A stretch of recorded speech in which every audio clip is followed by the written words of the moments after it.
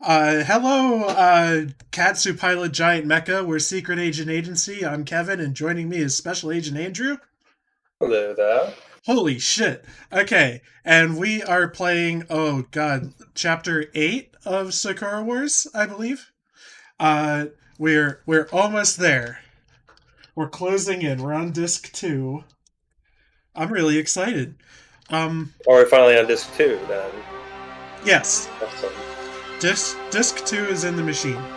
Um, so, got a bunch of things to talk about. Um, some stuff regarding things on the stream.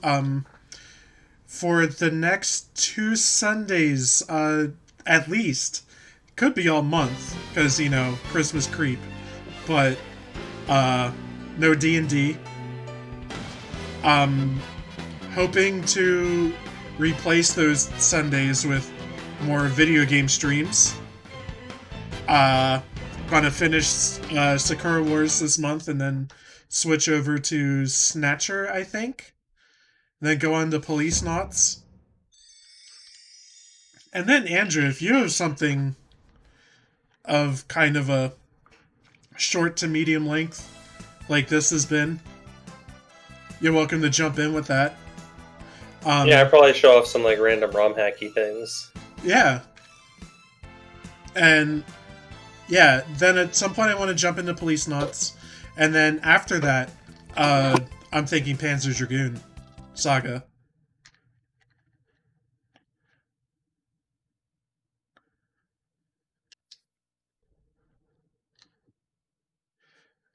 I think he was spirited away. That's okay. We're going to begin.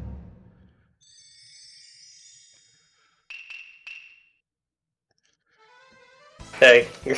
Hey! All good? Yep. Okay.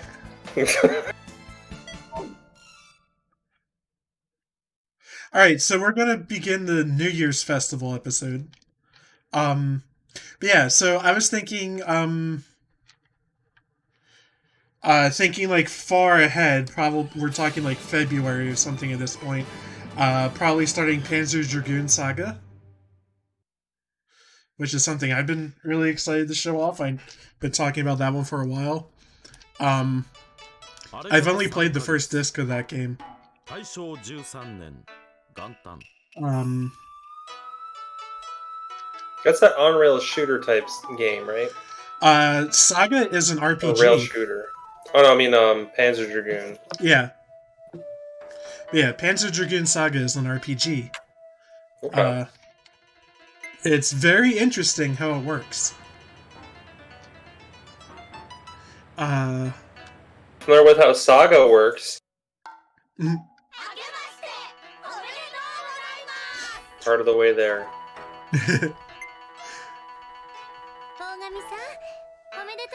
Okay, so other things about the stream.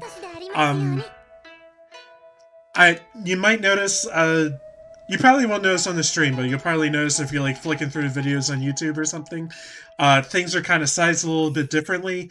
I found out some settings stuff with the OSSC and my capture card and OBS, and I think I got basically the clearest picture I can get from this old ass hardware.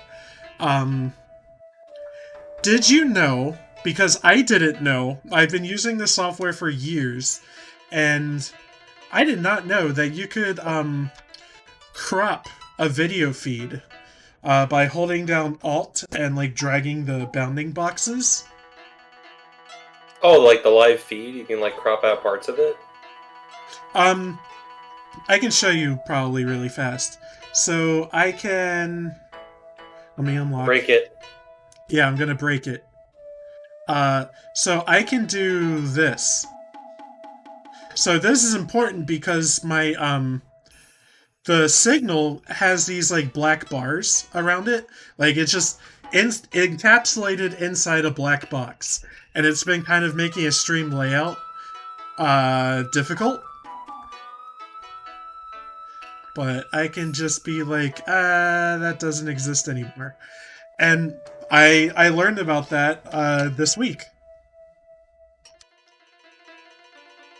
Cool. Yeah. Uh, The only kind of capture stuff I've used with was Elgato. That's it. yeah, and that's what I'm using too. I have an Elgato 4K60, the internal like PCI slot card. PCIe, I guess. Yeah, I think mine's just HDMI connecting. Mm-hmm.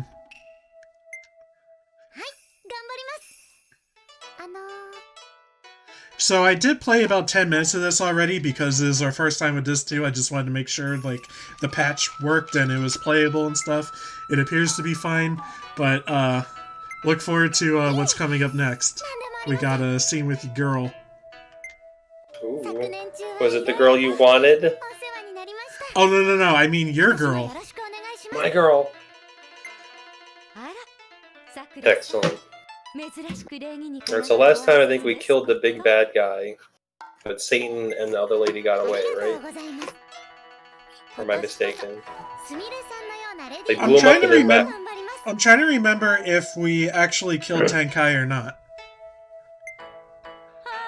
I think he got buried by rocks in a cutscene. Okay. Oh ho ho ho. 私を見習って社交界にデビューできるよう精進することね。ところでお前 There you go, new dress. どうかしらこの服。やはりちょっと地味かしら。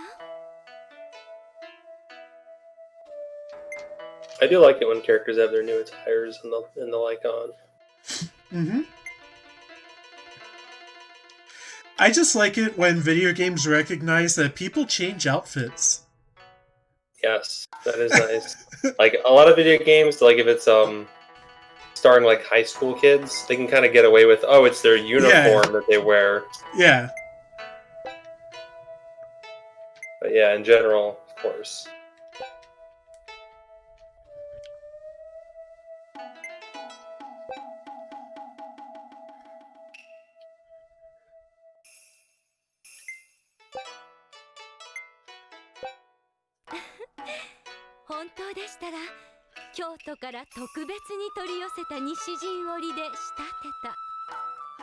That was a weird line about if a girl wears makeup, she becomes an actress. That's a line. It is the 1920s. Yeah, I guess. Like, they're advanced technologically, but maybe not socially. I think that's being very generous to the writers, one team or the other, I guess. ずいぶんトゲのある言い方ですこと。気のせいや。なあ、大神はん。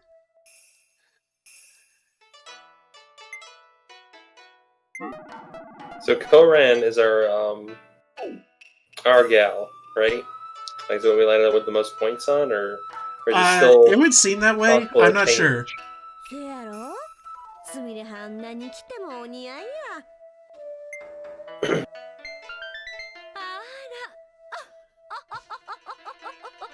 私の美しさに今さら気がついたんですの。Plus on best girl. 隊長、今年もよろしくお願いします。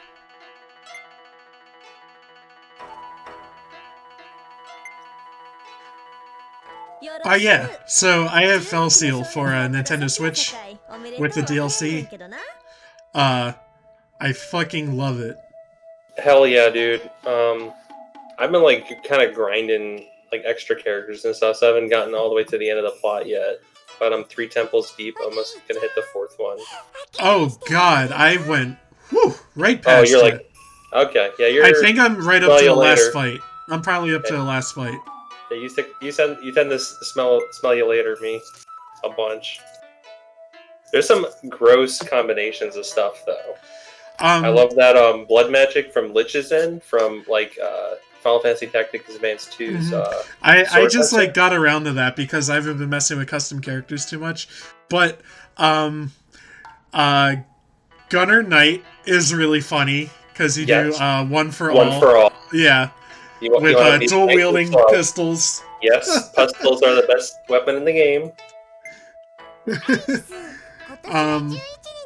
I'm messing around with a werewolf vampire build. I'm not quite there yet. I was looking up just like fun builds that like people post on the internet, and came across a gambler duelist build that has like 50% evasion. And just like starts you the game with 2 enemies charmed, basically.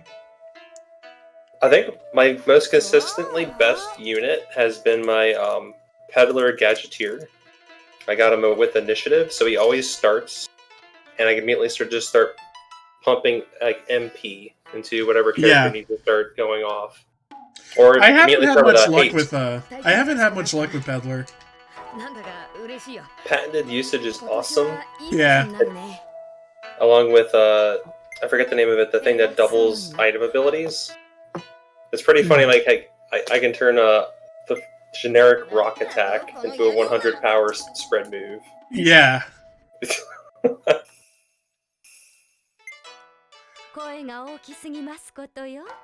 How does it play on the Switch? Do you notice any slowdown? I would be surprised if there was. Not at all. The only thing is the character sprites are very small.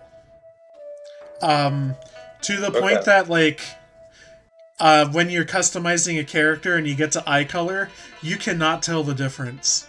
I'm gonna tell you, on PC, it's not that much better with the eye color part. Okay. Yeah, it's like I cannot see what I'm doing, when I'm like adjusting like eye color, hairstyles, like that kind of stuff. I cannot see what I'm doing. I can't see what I'm doing when I have it hooked up to the big TV downstairs. Okay? We have a 4K TV, it's like 72 inches or whatever. I have to get right up to the screen to like customize characters, and that's how I've been doing it. Nothing else. Obviously, something so minute you probably just ignore. It's like, I barely see the color change in the eyes too when I made my custom guys. Yeah, like the art in the game just gets so small.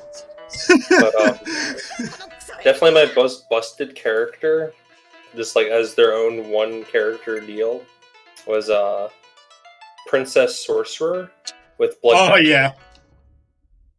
She's got Lich and Princess, and she already, I haven't gotten her to Dual Cast 2 yet, which will make, better than Dual Cast 1. But to start the batch, just hit all enemies twice. I would argue that a Princess Lich is, like, dream girl material for me. Which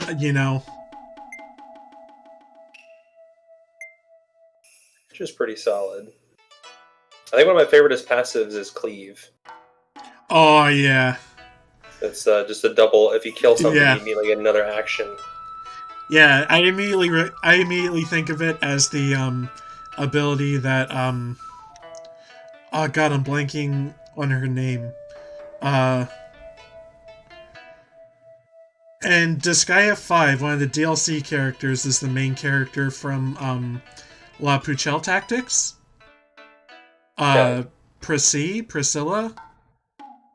I can probably picture who you're talking about because I've seen the art for that. Yeah, but she has basically what Cleave is, but it's like unlimited. Like it doesn't end at 2 turns. You can just keep going as long as you keep killing things. You say that, and I'm reminded of so I played through XCOM 2 a couple times, and after I beat it once, I installed and played through with mods.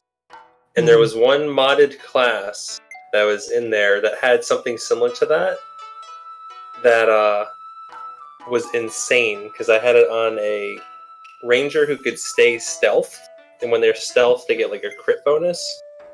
So they just kind of ran around one-shotting enemies. Jihun is here! Hello there. My man! Hello. Hello. You missed virtually nothing.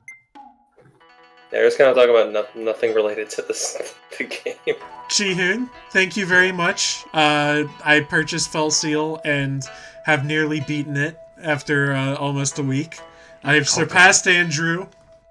Oh yeah, I always slow go my games.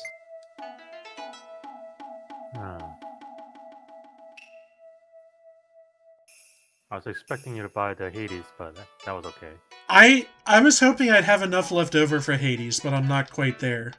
The discount's pretty minor for it. Yeah. Oh, well, neither of you probably are interested in it, but I did snag Monster Train. Haven't booted it up yet. I haven't heard of that. Isn't that like almost like a random game kind of thing, like RNG kind of game? It's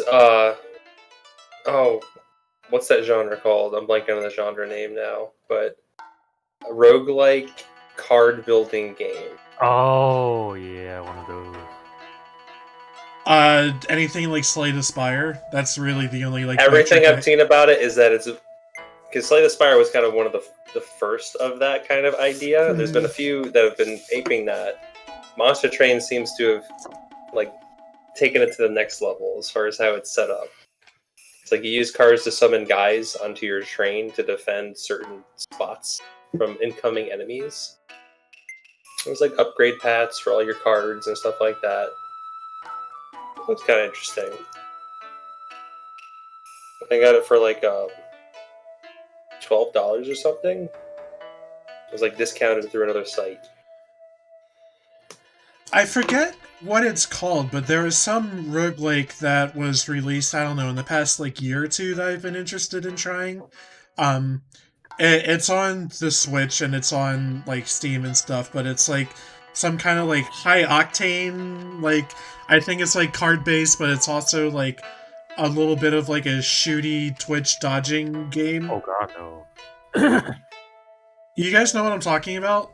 Nothing comes to mind for me with that, but I mean, Binding of Isaac is on Switch, and that's kind of like such a solid roguelike game. It's like Mega Man Battle Network. It's like that kind of style, but it's like very like Twitch, like shooting and dodging and stuff, but it's also like a roguelike, and I think there's cards in it.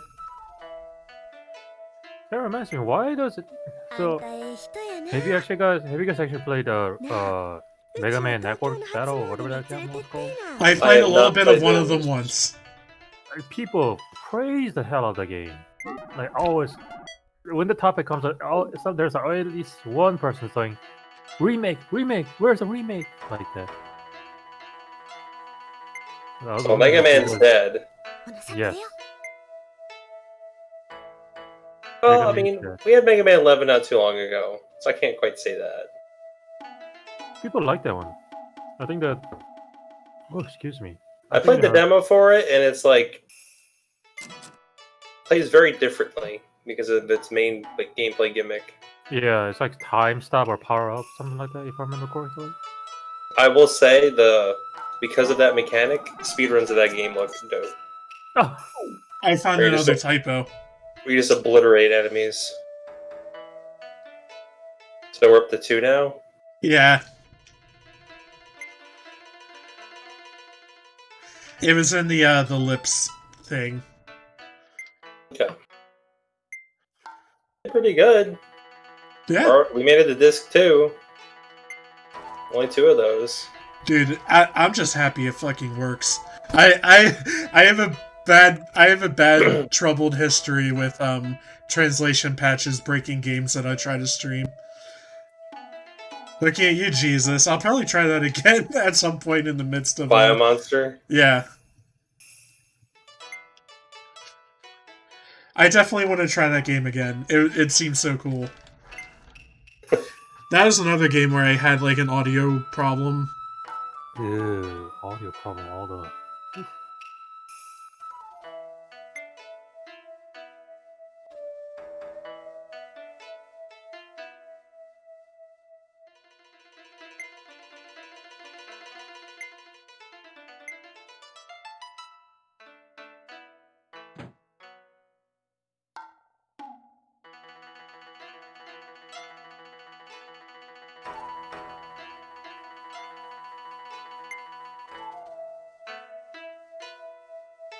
So I got an appointment with my city clinic coming up Tuesday. Mm-hmm. Can't wait. I'll be getting my beard pass. Huh? We'll see. Wait, what? I don't know if I've talked about this too much, but there was a directive revision not too long ago with my department that allows beards under very conditional circumstances. And I've been privy to some people who have successfully gotten clearance. So I'm aiming for that as well. There are still restrictions, though.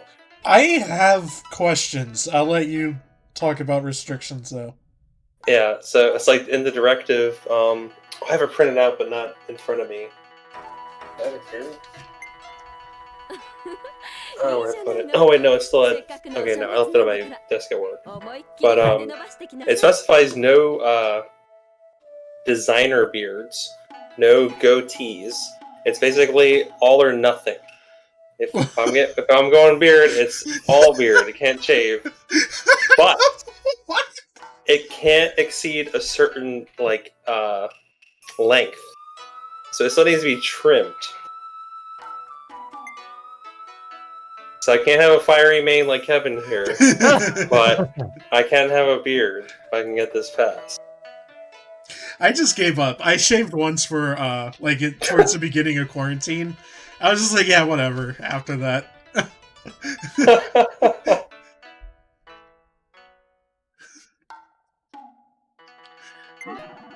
We'll see. My boss has threatened to throw me back out on the road. Oh. And she doesn't know about my appointment.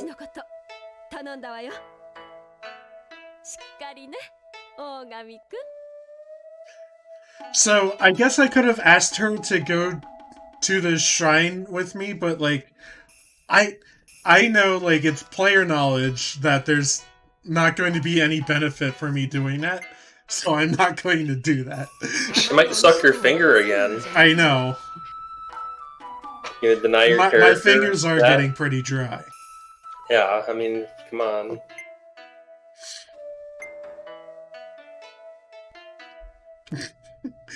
Huh.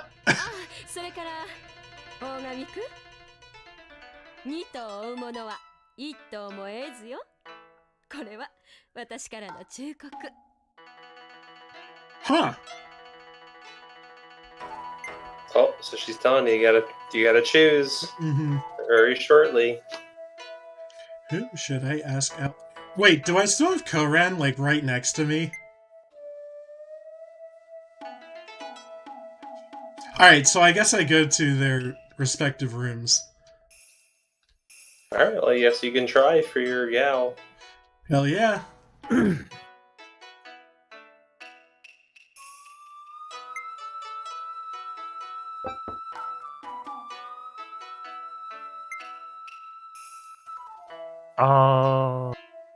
That reminds me.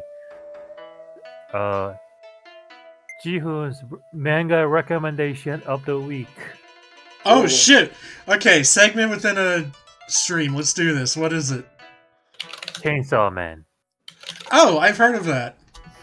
Cool. I believe it's on the Shonen Jump, and it's gonna finish next week.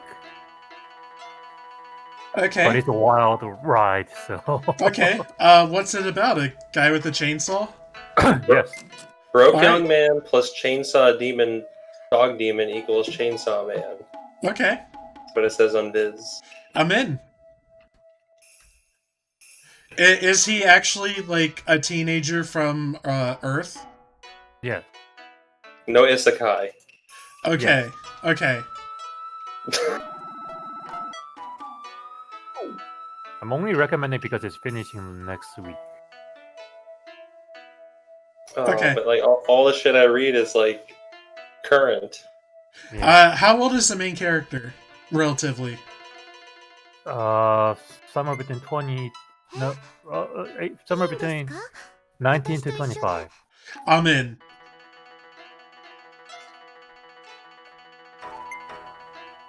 There's no uncomfortable underage girl groping or anything like that. Dude, all I want in life is stories about adults doing adult things. That's all I want. What about the childish adult? How does that count? Depends. You're losing me a bit.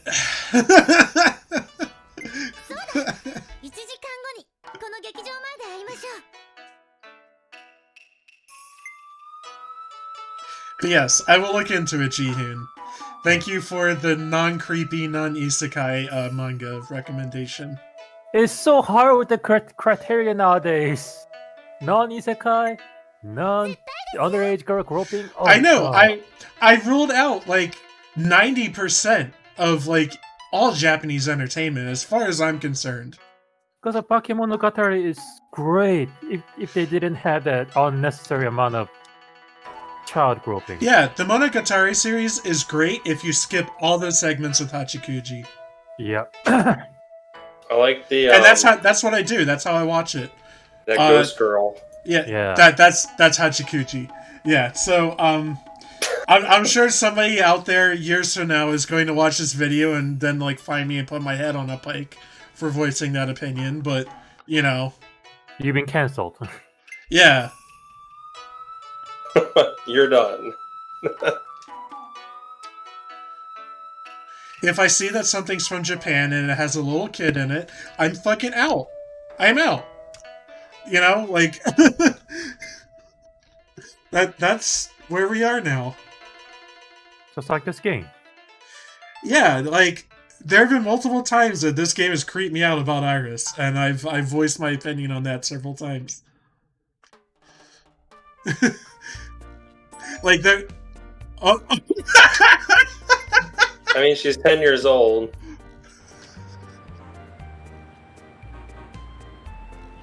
That's what I thought. Oh, she was waiting for you, wasn't she? Yeah. Oh no.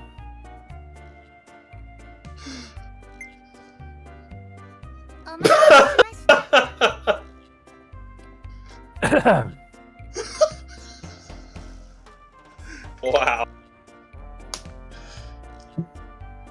Ah, Sakura's so cute.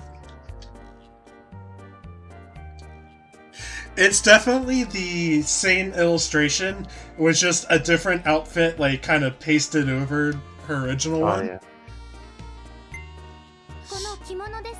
Phew. I don't know if you're into this kind of stuff, but I'm always into like pre-order bonus of art book and stuff, and when I see those, like there's like the same character with a different art sprite and all that kind of stuff. I'm sorry, could you repeat that? I had a thing I had to do. Oh, my bad. You know, like I usually pre-order, when I pre-order a game, you know, some of those art book that comes with it, Mm-hmm. and some of them will show like how this one character has like same face but like multiple different sprite and then Mm-hmm. custom, all that kind of stuff.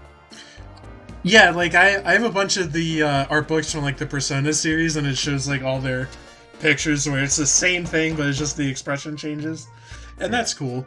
Like, I know a thing that takes a lot of people out of anime, like they just won't watch it because they'll see a character sitting like completely motionless except for their face, you know, like animating like the moving lips and stuff for them talking and stuff.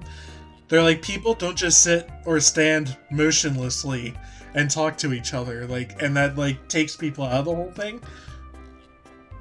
But of course, like, we understand it's like a cost-saving, you know, thing.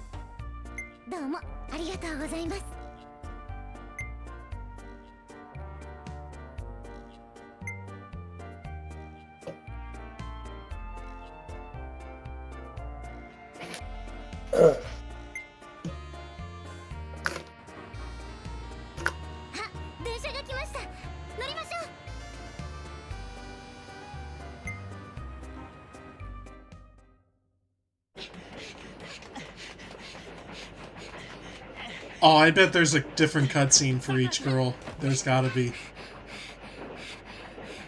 Oh, well, there's so much. That's why you've now switched to disc 2. Yeah, I guess so. And there's a lot of animated stuff. Yeah, because there's like 6 or 7 of those cutscenes. There's like 6 ending cutscenes. Just like Xenogears. I never beat that game either. Oh, that I played a good amount of it, but I never... It lost me at some point during Disc 2, I think. That game goes places. Way out of place. Well, yeah. Yeah.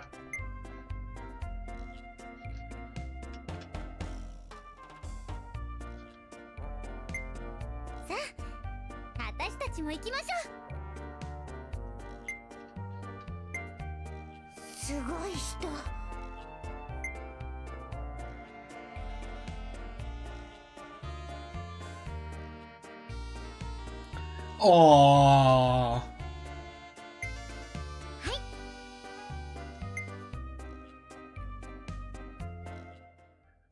How lewd. I know, we're gonna have to censor this.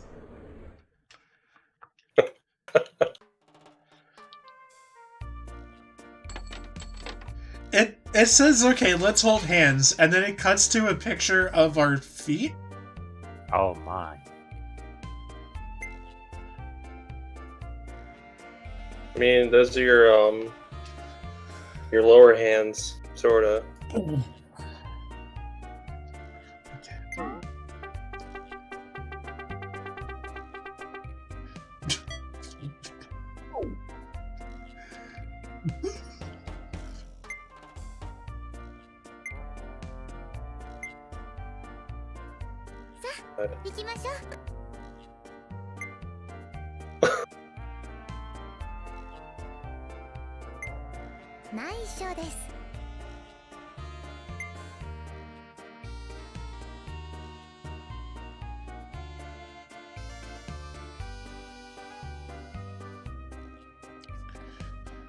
I learned a valuable lesson today. Oh? Never recommend a friend to the work. Oh, yeah.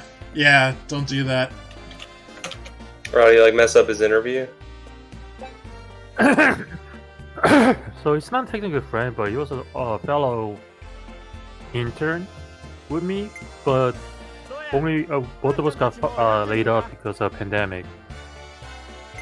So in my current workplace, we need an extra hand. So there are other people that I want to recommend to my boss, but he was adamant about the quote-unquote experience, which is sometimes fucking don't matter. That's a fucking bullshit, because experience don't matter. The personality is shit. So I told him, yeah, there's this guy. I had an internship with this dude, and he started working, and my fucking god, I feel like my workload just doubled or maybe even tripled because of him. Sorry, dude. Yeah. Luckily, I think I can get him fired.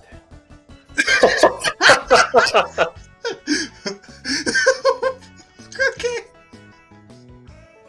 Okay. That's good. Yeah. I mean, hey, less stress, man.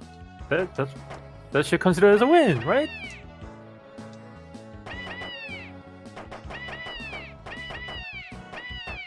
But because, like, you know, when I work, I usually impress the people that I work for. So, because and not my boss, but the the organization that I'm working at. Oh, so, minigame time. Oh, it's a minigame time. Oh, is Kevin going to the full mouse? Oh, I see. And he's going to full focus mode. All-terrain mode. I accidentally hit the button. Oh no. It's okay, we're still practicing. Oh, it's a practice mode, yeah, okay. Yeah. But I'm gonna try again with the mouse practice. Oh, it actually switched the buttons. The button prompts. Oh, nice! That's dope.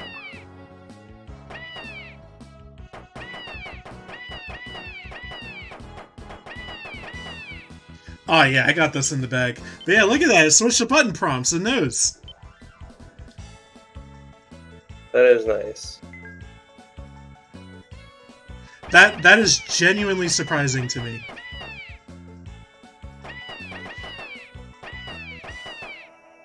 more user-friendly.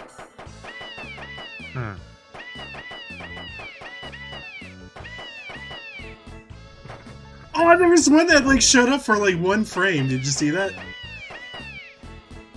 Oh yeah, I just saw it. That's fucked up. Can't get a perfect score. The game is making you not get a perfect score intentionally.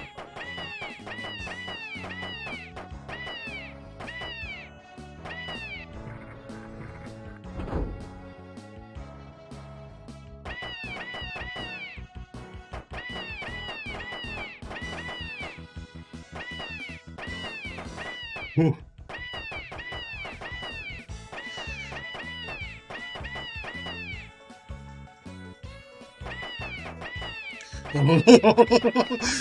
Oh, I missed. Okay, that's 2.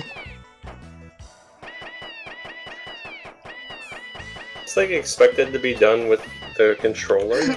I mean, this game came with the mouse, at least in like the special edition. Yeah, at least the special edition came with the mouse. It was on like a big like pizza box type thing, like the Catherine special edition. I can bring that over. I don't know if I showed that camera. I don't think I can ever play Catherine. Gameplay alone. Played a demo of it. I wasn't very good, though. Sure, if I played more, I could probably get better.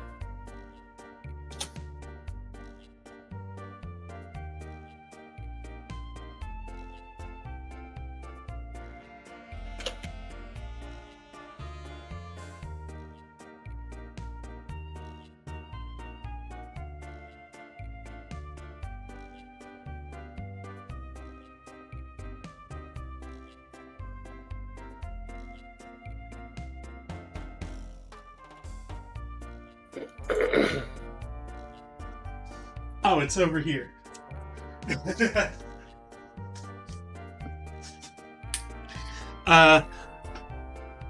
So the copy of the game I got appears to have been some kind of store display, like it was like up against the window in the store. So the front of the box is faded, but it was a new copy. Everything inside was shrink wrapped. How'd you get it? eBay. Oh, okay. So Gamebox was here, obviously. This box contained the mouse. Okay. There's like some postcards and stickers.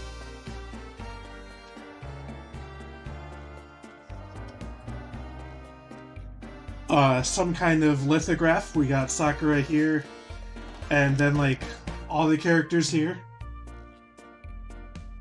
I have it still in the shrink wrap.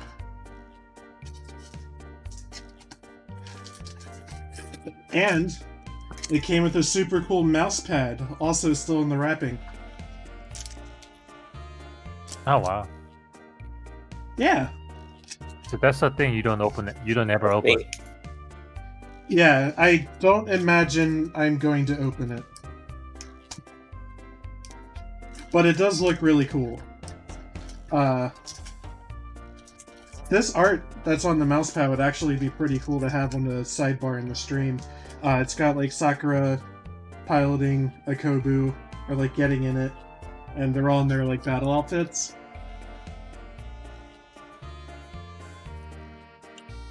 Yeah, I got like a huge deal on this because it was based, like they had to sell it as damage because of the sun was like so bad on it, sun damage.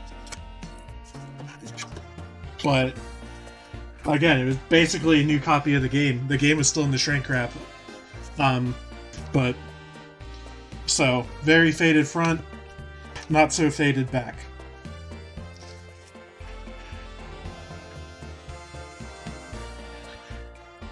Oh, yeah. I mean, it just affects the box and stuff. Mm-hmm. Yeah, I feel like it's got a little bit of story to it, being like a stored display, you know. I'm assuming that's what's going on there.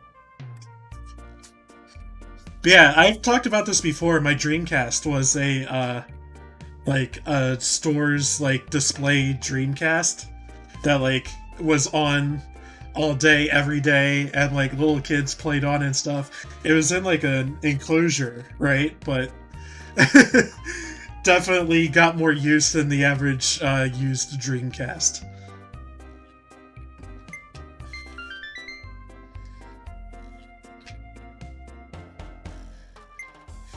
Is it the same stall you went for like another? Oh wait, no, it's not. Kind of looks similar to like your Iris date for a second. Oh, we can go back and compare.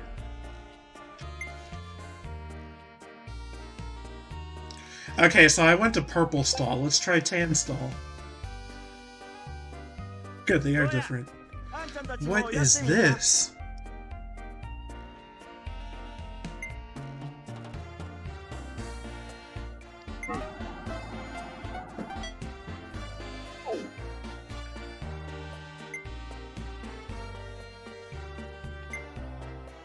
Oh, I'm actually familiar with what this is because of Watamote, of all things. You gotta like chisel out the little figure in the thing, and if it cracks, you... Okay, well, I don't have to do it. Oh, that's good. Be like the precisionist of like... Okay, so it looks like there's like an orange stall. Oh no, it's a monkey!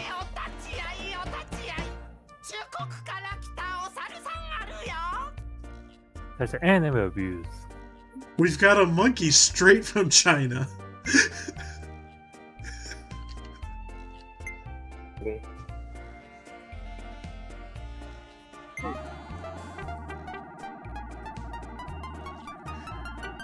Okay, let's do it. Let's do it. That monkey is technically from the West. Wouldn't Tenkai want to destroy that monkey too? Oh!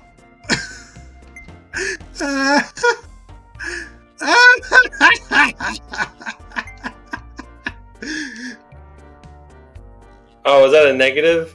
No, it was a nothing. Oh, okay.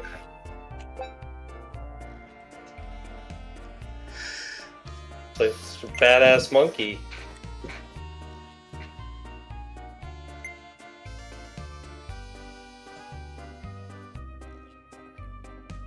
So Kevin, I just realized, when was the last time you cleaned your room? I don't want to talk about it.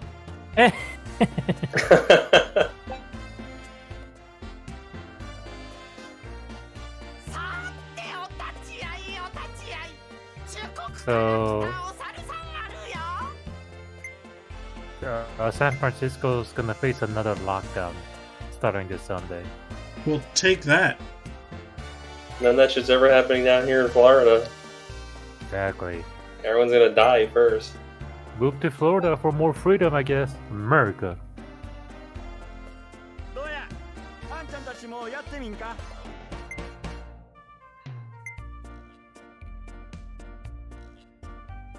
It's the second chapter of the Red Ranger Isekai.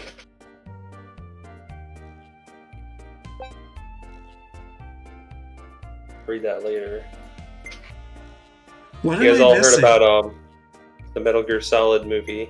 Oh, yeah, that was something I wanted to talk about because I checked the news on Twitter about that. It's a bunch of fucking like news articles being like, I hope they stay faithful to the the material, whatever. Whoa. Meanwhile, none of these articles have a picture of actual fucking Solid Snake. It's all like Venom Snake or Big Boss from MGS5. Here's my another take on that. Isn't Metal Gear Solid pretty much its movie itself? I mean, it's like a movie series, if you think about it that way. Yeah, yeah, I just like how people are like, oh, I hope they stay true to the source material, and meanwhile they don't even show the correct picture of the character that, the guy's playing. Drives me up a fucking wall. Doesn't Solid Snake show up in fewer titles over the course of all the games, though? He's only kind of in like 2-ish. Metal Gear 1 and 4. 2. 3-ish. 3-ish. Metal Gear Solid 1 and 4. Correct. And he's a side character, or like a temporary character in 2, so he doesn't really count there. Correct. Raiden's the main character there. Yes. Whereas Big Boss, could he be in the majority of games? In the third one, Big Boss is a character. Is the playable character. He's in a bunch of side games too, though. Oh, actually, if you count Metal Gear 1 and 2, Solid Snake is both of those. With Big Boss, it gets complicated because things got retconned with the advent of Venom Snake. Yes. Big Boss is in MG2, and then MGS 3 and 4, and Ground Zeroes. No, Peace Walker. Oh yeah, Peace Walker, yes. What about the Acids? Is that Solid Snake? Those are the card battle games. I don't even know. It's not canon. Yeah, that doesn't count. If Kojima did not approve it, it doesn't count. Well, Ghost Babylon. The fuck is that? That's the Game Boy Color game. Yeah. That's a VR mission being played by Raiden, I know that. Oh! Kojima does it all the time. He's like somehow one game to like somehow. It's like a port of Metal Gear Solid, but at the end of it, you find out you're Raiden, and it was all a VR simulation. It's cute. He always mind fuck Kojima. What else is up his sleeve these days? Is Silent Hill's ever going to be a thing? Is that like they've been hinting towards that. So a couple things. Oh, Game Awards, we might find out. And I can't believe how much we're getting sidetracked from this game, but hey. So so Sony works very closely with Kojima Productions, Koji Pro, whatever. And Sony and Konami have been talking about Sony buying the rights to Silent Hill, Castlevania, a bunch of stuff, a bunch of their games, right? And meanwhile, Kojima Pro, at least like a year ago, was tweeting pictures of their staff, basically hinting towards like a Silent Hill situation, like they were using verbiage like, oh, it's been tough to stay silent about our next project and stuff like that. And I think there's like a picture of one of their staff using a pencil that said Silent Hills on it. I don't know. What I say here is it might be it would be a PS5 exclusive, which tracks with the Sony connection. I assume it would be PS5 and PC, like how Death Stranding was. Death Stranding PC obviously came later. Yeah, was that like a timed exclusive though? Yeah. Yeah, so it'd probably be like that then. PS5 first, and then PC later.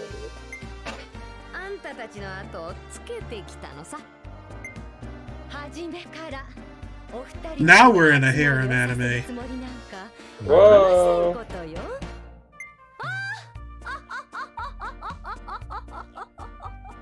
Sumi Ray's just here to laugh maniacally.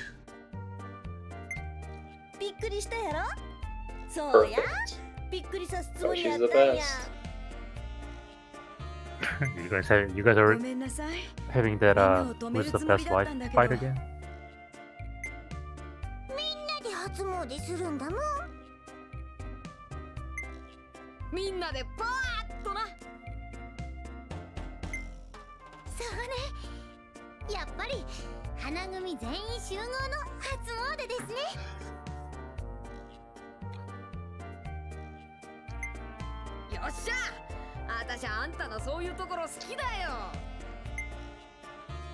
So I woke up at 6 a.m. today and I had like an hour nap and a cup of coffee and I'm starting to feel like I'm dying. How do you drink your coffee? Black as the sky on a moonless night. Mm. Is the line from Twin Peaks. Nah. That being said, we got some peppermint creamer because yay, Christmas creep.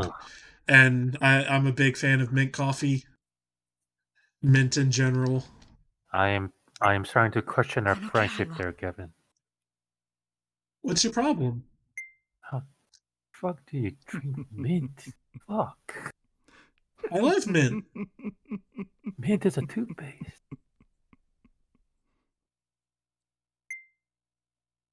I'm sorry. I'm sorry that you associate mint with only toothpaste. Can I get a refund on my gift?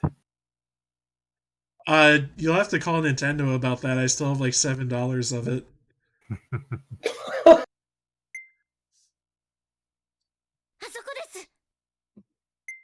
Our Nintendo family's an extra year thanks to Target. Oh, appreciate you, Dad. Oh wait, does this mean Jihun and I are brothers? Guess so. He's adopted.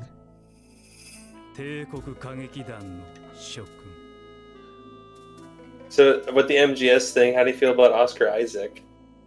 The only property I know him in is the new Star Wars movies. I was gonna say I'm not really that familiar with him at all. I don't even recognize him. I've seen his name around before, but I liked him in those movies. I mean, they got pretty bad towards the end, but he seemed like a good actor.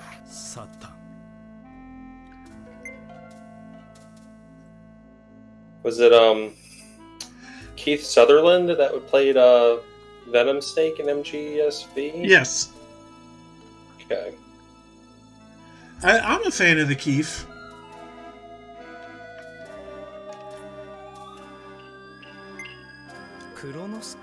Of course, Hader played all of the Solid Snake roles on the video games. I do just want to say, God damn it, should just be David Hayter.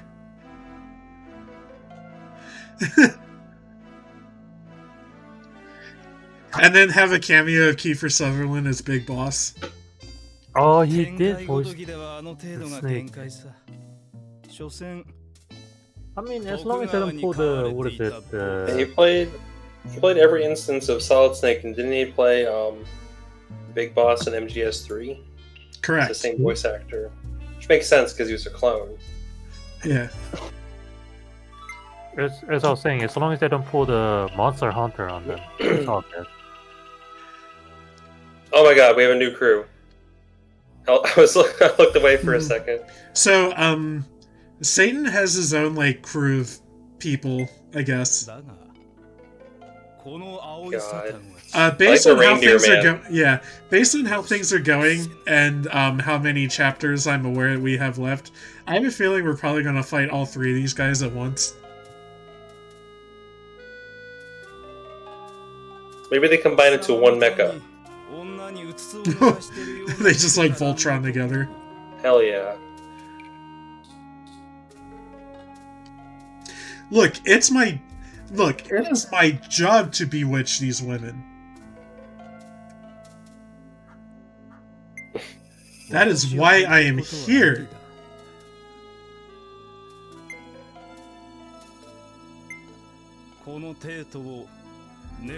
Look at how angry he is in his little profile picture there.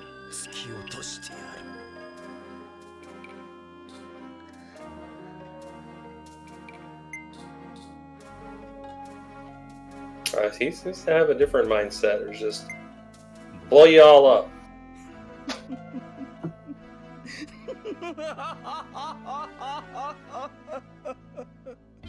I feel like this is the first one who specifically has it out for me. Well, first mission out, as you played it as this guy, Yeah. you beat him up. Yeah. So they might think of you as like a rival now?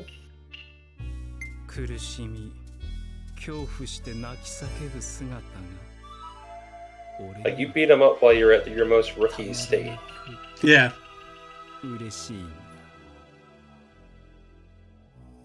Okay, so it didn't want me to skip this. So this is important.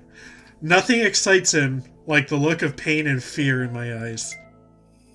Ew. Okay. Might be relevant later. I'll jot it down. Okay. Yeah, it didn't let me skip that line.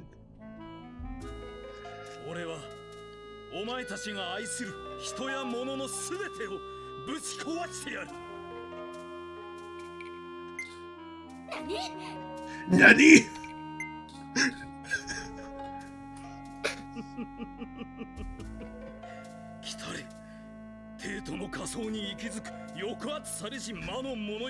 Has any of his posse even said a word yet? No. No, they're just there to look cool. Alright.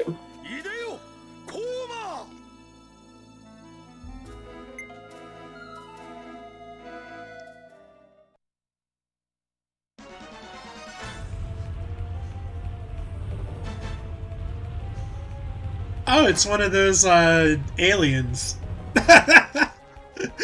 Oh god. They're demons, but they the Oh, xenomorphs. Kabuterimon.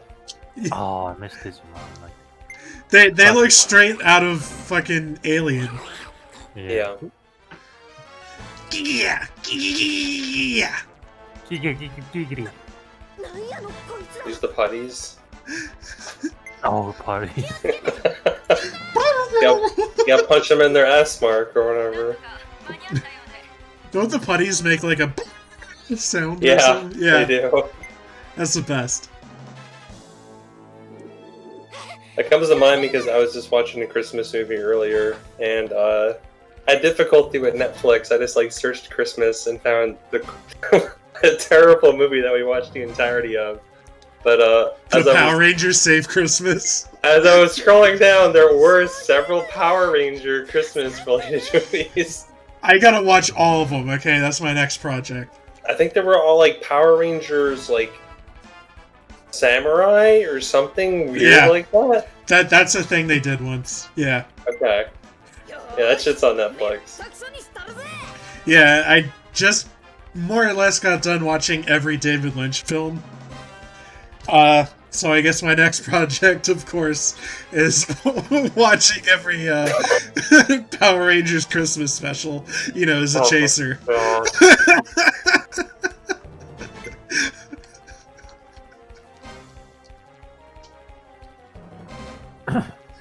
Oh, man. I gotta say, I still just fucking adore Blue Velvet. What a movie. I originally saw it in high school, and there's a stretch of about like 9 or 10 minutes that is so fucking vulgar and just beautiful. There, I can send you guys the link later if you want, but basically there's a scene where they're driving up, they're trying to go to a specific place, and then the driver says, "This is it." And they pull up to a building that has a neon sign in the window that just says, "This is it," on it. And it's just like, what is happening here? It's like a fever dream or like an alternate reality Earth.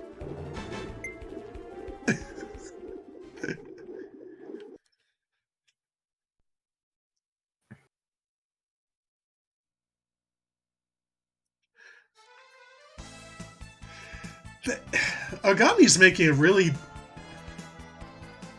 challenging facial expression and pose.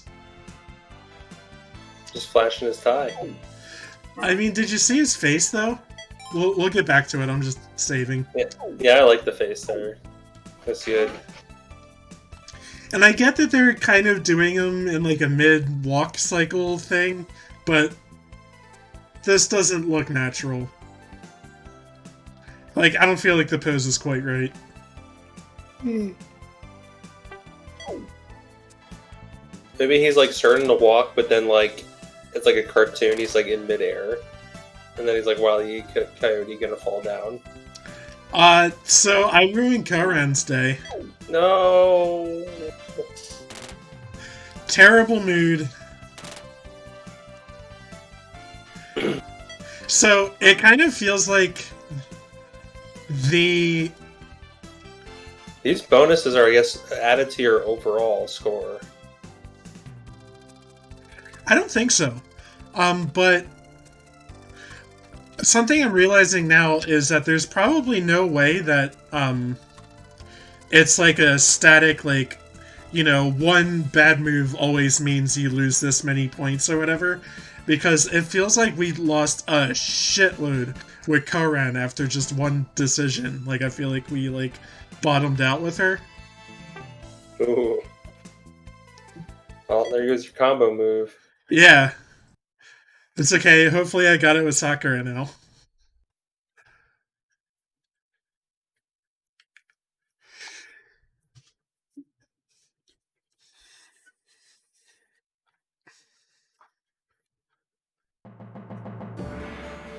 And also, Karan's regular attack is just so useful that I'd rather have a combo move with, like, literally anyone else and still have her just able to mortar enemies from afar, you know?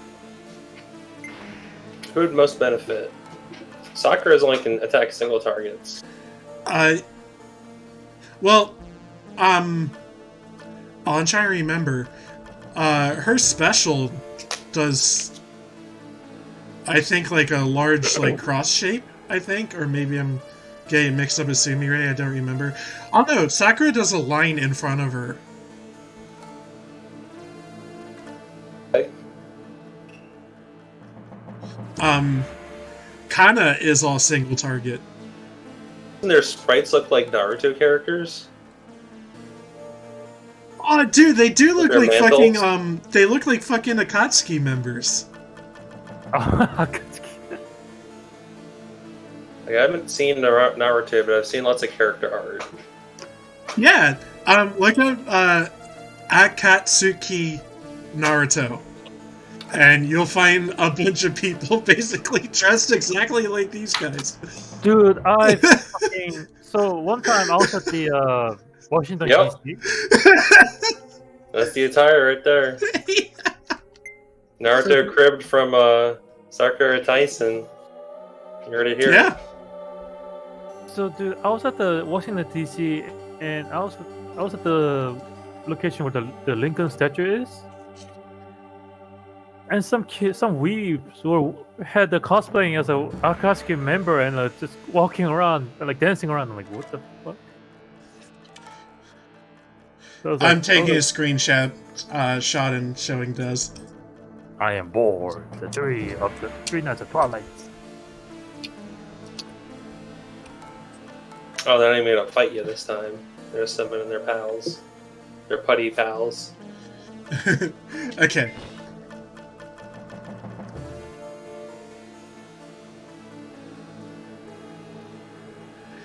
Okay, we got boar, deer, Well, that's appropriate. and butterfly. What the fuck? That is random as fuck. So what's Butterfly's backstory? What was she up to? Oh, she's your favorite. There you go. Excellent.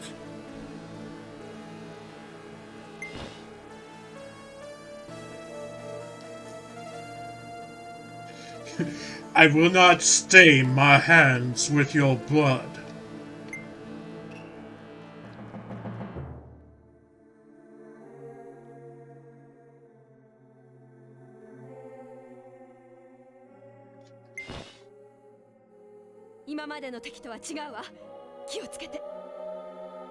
That was just like the Power Rangers things I was seeing earlier. It's like making me super think of Power Rangers with like that get up with his like 3 cronies that aren't even gonna fight you. Yeah, 3 cronies aren't even gonna fight me. And then we're all just like in different battle poses. This is definitely like we've reached the Lord Zed arc because they got entirely new enemies. Hey, wait a second. Very important, guys. Karan is dabbing.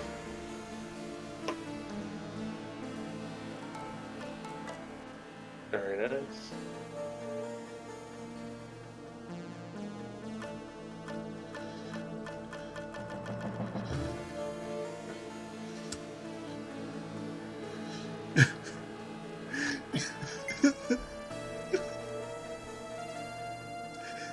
Taking a bunch of screen caps today. I am, yes.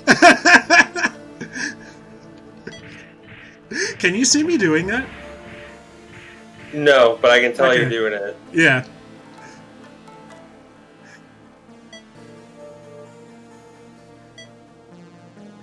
See how strong these guys are. Your new baddies for season 2 here. Oh my god. Oh, that's bad. That's very bad. I don't like that. Oh wow. Oh boy. Oh man. Alright, well you definitely want to focus fire. Yeah. Red. Okay. Looks like it's just this group though. I don't think it's gonna be more than that.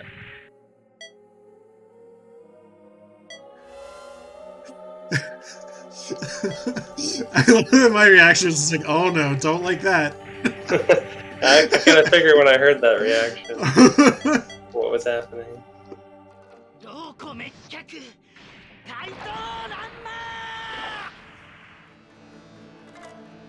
Oh, nice.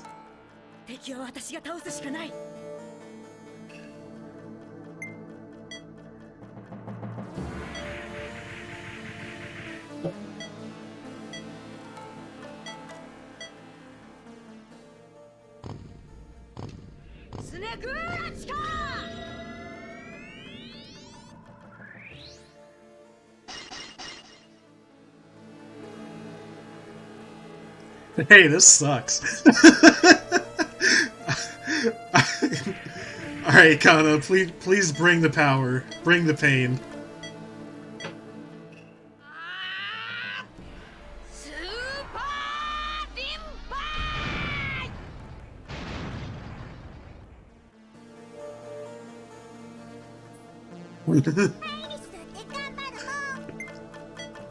So like, back to Fell Seal chat briefly. Yeah. One of my favorite easy setups that I did for Kairi was going War Mage and snagging dual wield from Ninja or Assassin,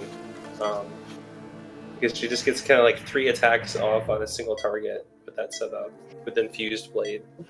Yeah, I was gonna say, dual wielding Infused Blade is like one of the most busted ways to play. It's it's not quite on the level, but my favoriteest build for Adele in Tactics Advance 2 was going like Illusionist, dual wield, Magic Frenzy, where Magic Frenzy has you follow up any magic attack with a physical attack, and so if you combine that with Illusionist, you warp around and triple hit every enemy on the field. Yeah, this feels like a battle I'm not supposed to win. Oh, this one of those. Or this is... We're gonna get a power up. Okay, this is one of those things where we, okay, we're escaping. Okay. So that's through here? Probably. Yeah. It's like the first episode with the, I'm calling it right when I call them putties, right? The other guys that had the symbols on their chest. In, OG Power Rangers, like they couldn't figure yeah, out how they're to beat them. putties. And I was like, oh, you just gotta punch them in a very obvious emblem on their chest. And then they just instantly die. Wow, what a glaring oversight.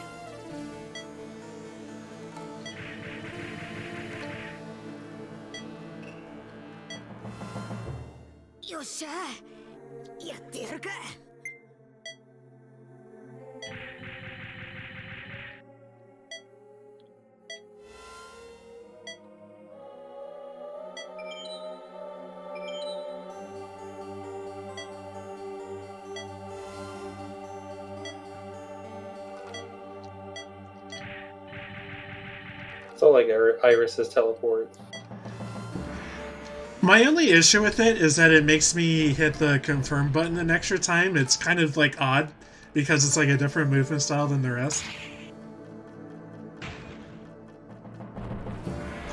Oh no. Who's that, Maria? Yeah. Holy crap! Wow, that hurts hard. Yeah, she was defending. Maria. She was defending.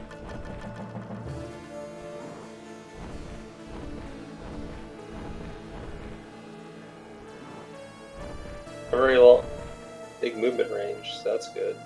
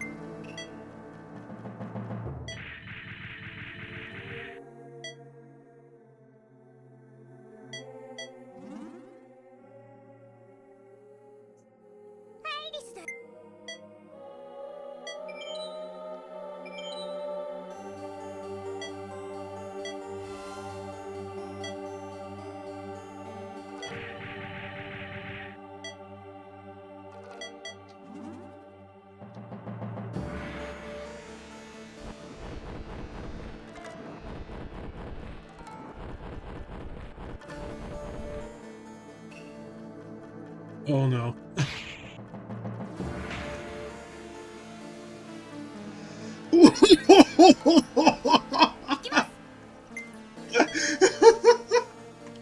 God, is this gonna be like... Wow. Yeah.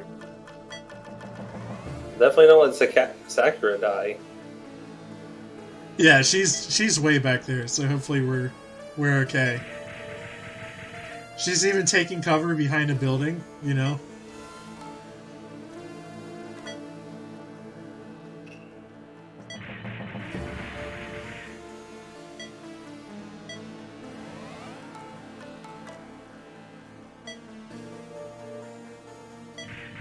Okay, I'm gonna get Iris in position to heal. Yeah. I wonder if it's one of those stages where everybody has to die or something. No, they're telling us to get behind the shrine gates. They're gonna nuke them with the whale. Oh, okay. Sorry.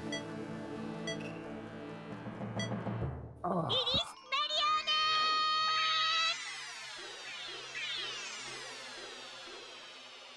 I love this goofy special animation.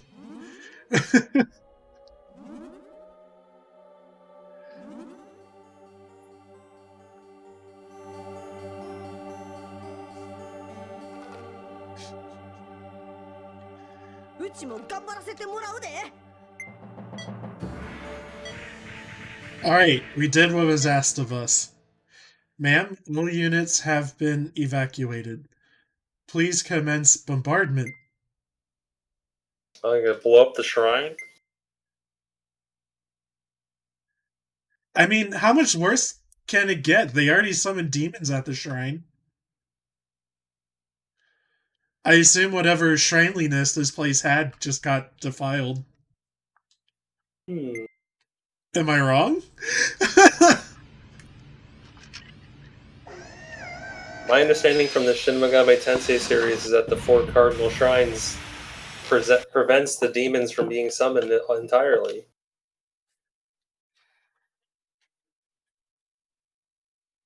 I remember that being a little shtick in Devil Survivor. Depending on the ending route, you either go to the 4 shrines and help the dudes there out, or you go and kill them. Oh boy. Okay, so it moved all the units into like a different formation. You can see the hole where Maria is supposed to be. That sucks. She's gone. We reached endgame. What a way to go out, just like slain by a demon.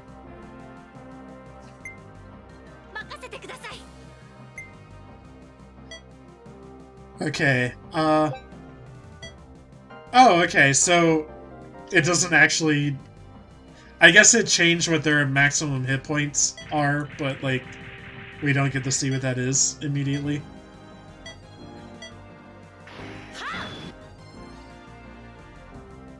I feel better about this.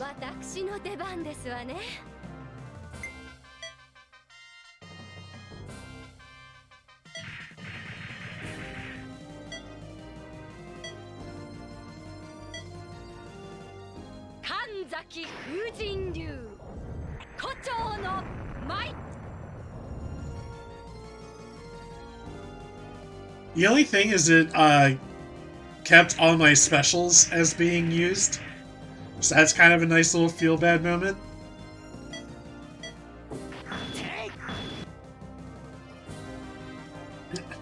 You know, fuck you for using your all your damaging attacks when it didn't matter. And we didn't tell you it didn't matter.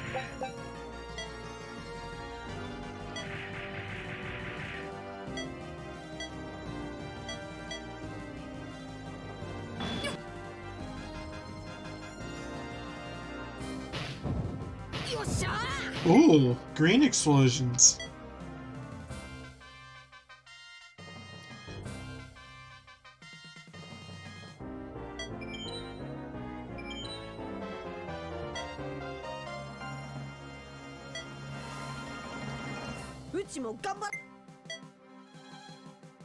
Oh, Andrew, I think we were kind of talking about this with Felseal before.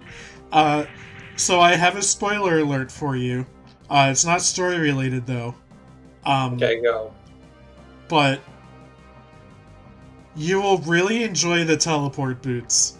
They have a very cool animation. Yeah. Is it the same teleportation that the Immortals have? Because I did get a boots like that. It's not quite teleport per se. So it's the Rift Walkers, I think they're called? Yes, I have. And you, like, walk, like, the screen goes dark, and you walk into a door and come out, like, another door? Oh, no, I don't have that. Yeah. Oh, okay, I know the ones that you're talking about, yeah. But yeah, there's one called Rift Walkers, where you basically walk into one portal and then walk out of a different.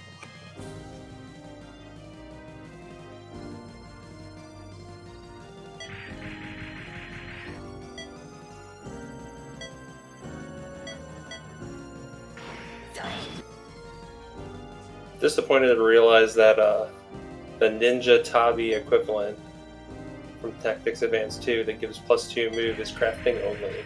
So I've only been able to make one pair so far. Oh, you'll get the materials to make a bunch. I don't think you'll be wanting for Planeswalkers. Okay. Yeah. You definitely get more materials. All my good Planeswalkers like Nissa. Yeah.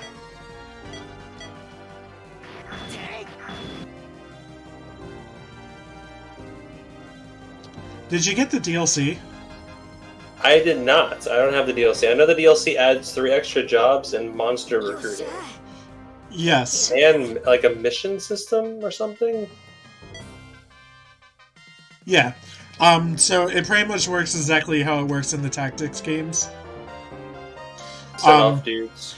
I will say a very nice thing about the Switch is that the mission timers keep going down even with the Switch like powered off, because it just works off the clock. Yeah, I heard it. I read a little on the thing because it's on the Steam store page. But yeah, it's like, I guess it's real time. Yeah, I do like that a lot.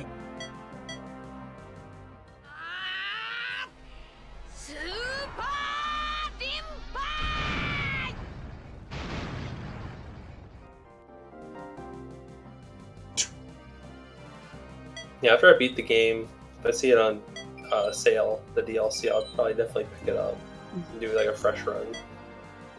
I will say, I don't know too much about the extra classes. The extra classes appear to be kind of garbage. That's my take on them. Like, they're cool, I guess, but like, they're definitely not going to be meta. I mean, like, your class is all about your actives and the fact that you do get static passives from the class you have equipped. Yeah. I love how many passives you can stack with that. Yeah. Like, I forget the bounty hunter character's name, but I have her with both no weakness 1 and 2. Yeah. Yeah. This is a crit machine. Mm-hmm. With her dual wielding guns.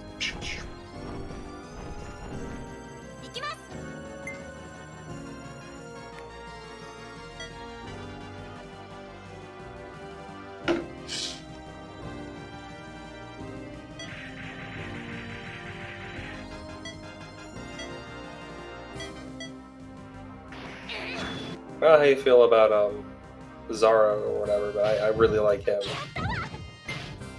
Bugman. Oh, I have. He's kind of low on the totem pole for me. I've used him a few times, but I was just not very interested with experimenting with like monster type stuff. The thing with him is like you need to throw him out in like every battle because he gets his extra classes from being in fights.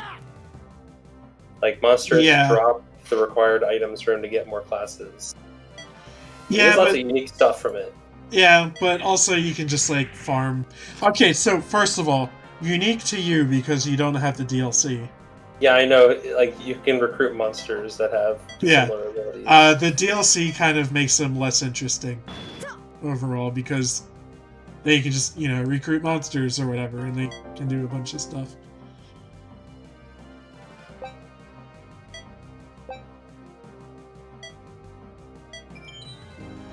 Yeah, I guess that's probably why I'm not very enthused with him. Okay. That and the just amount of units you can use in general at once is just kind of low. I mean 6. That's kind of like between tactics, all the tactics games. I'm pretty bad about 6 usually. Wait, so Kevin, you finished the game? Can you play? I am right at the end. It appears that way, at least. Okay, I was about to say, if you finish it, man, god damn, you've been craving for like new game or something for you to finish within a week. So I basically just when I'm like trying to, I kind of fucking no life the game for about like 2 days.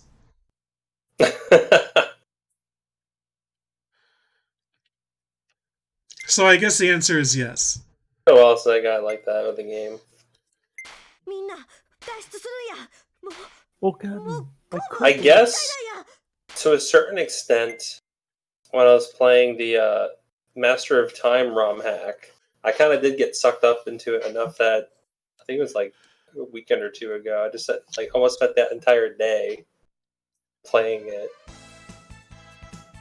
Yeah, I will say that already, if you go to like the grid where it like sorts by like the amount of time you played on the Switch, mine's in like the 3rd row, which is wild. That's a very contentious position to be at. I've somehow played it more than any of the Atelier games. Trying to think of what else it's above. I don't know. It's above like a shitload of stuff that like I'd say I sunk a good amount of time into. Like I was surprised at how much time I had already spent on the game in not even a week. Oh man, I kind of no-lifed it. I'm glad you loved it. I enjoyed it a lot. I think I don't think the music is as good as the tactics game. I think the music is a lot better in the tactics games in 12. I don't know if I really have that much of an opinion at all because, like, I kind of feel like the music in all the games is kind of boring and lame. I like the Obelisk soundtrack stuff. Like, aside from, like, a couple, like, recognizable songs, like, it's all just, like, a mess of, like, brass instruments, I guess. I don't know, like, it just feels like I'm in a fog and, like, I can't really, like, pick things out. Okay. So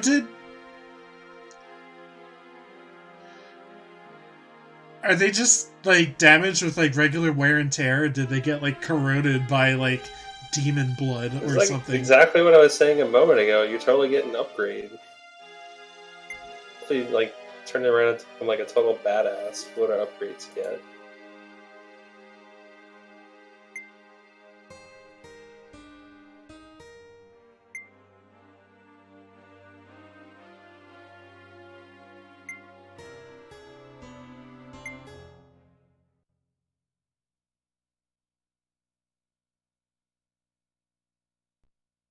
What the hell?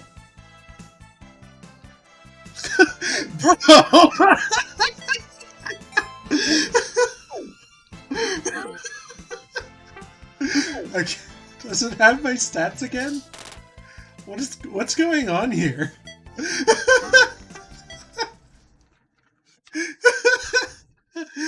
uh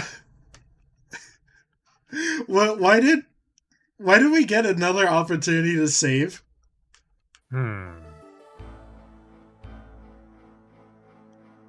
The game's just like, hey, idiots, save your fucking game.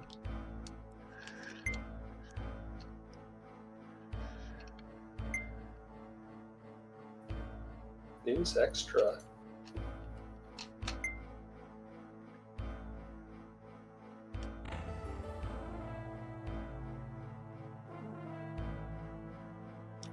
Okay, so there's a newspaper.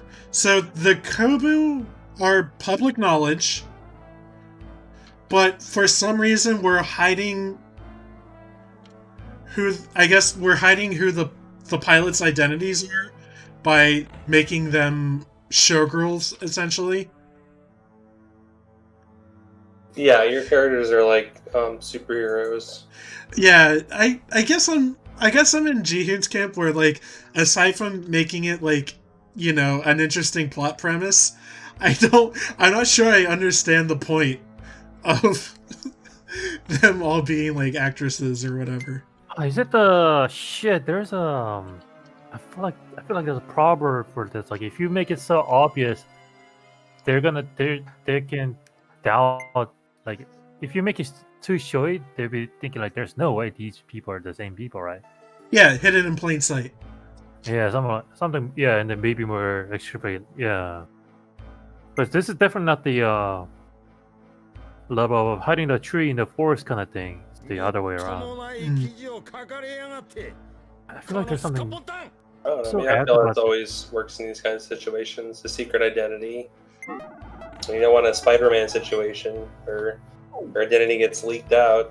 You know, kind of puts everyone you know at risk. I mean, I guess it's almost like a Batman kind of tactic. It's like Batman, his his other personality is so out there. There's no way people would associate Bruce Wayne and Batman, because that's his tactic, right?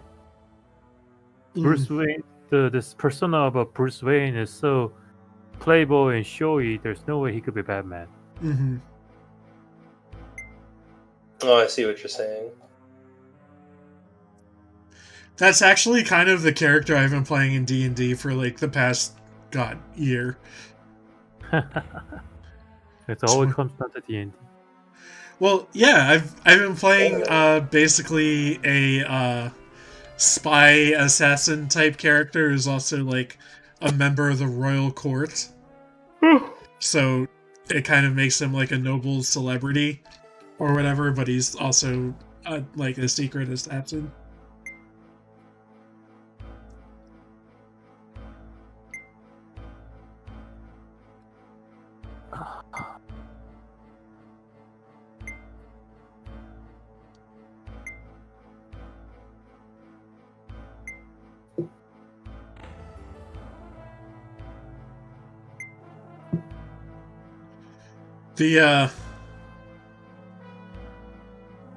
The mood really changed here, and I'm not certain why. Well, you made Corin cry.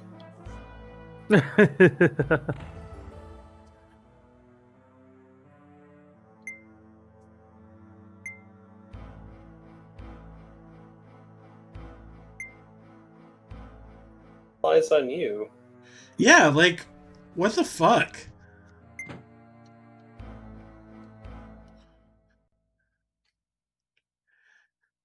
How is this solely my responsibility? I'm sorry. Like, it's a Japanese company culture 101. It's Yeah. boss's fault. 正月ボケで腐りきった頭にゃちょうどいいんだよ。 Never the boss's fault, it's the subordinate's fault. 地にいて乱を忘れず。平和な時にも油断しねえこった。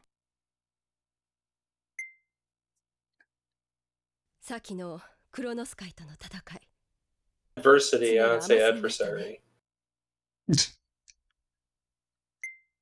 青いサタン。天界のやつより厄介かもしれねえな。Dun, Dun dun dun dun. Tellurian Satan. Yeah, Aoi Satan. Or Aoi Satan. Oh, you said okay. Mr. Satan. Yeah, Aoi means blue in Japanese. A-O-I. Aoi. Mr. Satan. Maybe that's like a translator error. Yeah, he's always saying owie. Oof, ouch. I just took it literally.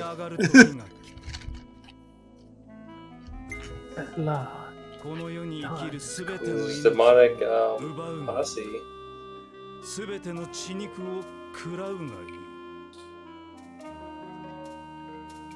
Emerged to the surface. Are these like mole men? Well, they did their infernal summoning thing, right? They completed that. I guess. So I guess this is what they summoned.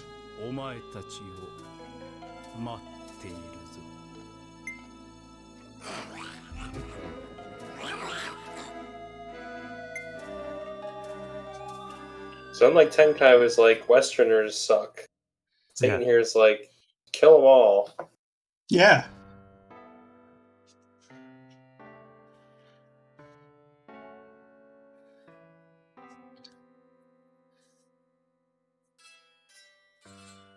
Yeah, Tenkai and Satan was like, hey, our goals match, and let's work together. And Satan goes, let's kill them all. And Tenkai goes, whoa there, buddy. Yeah, let's only kill about, I don't know, half of them, buddy.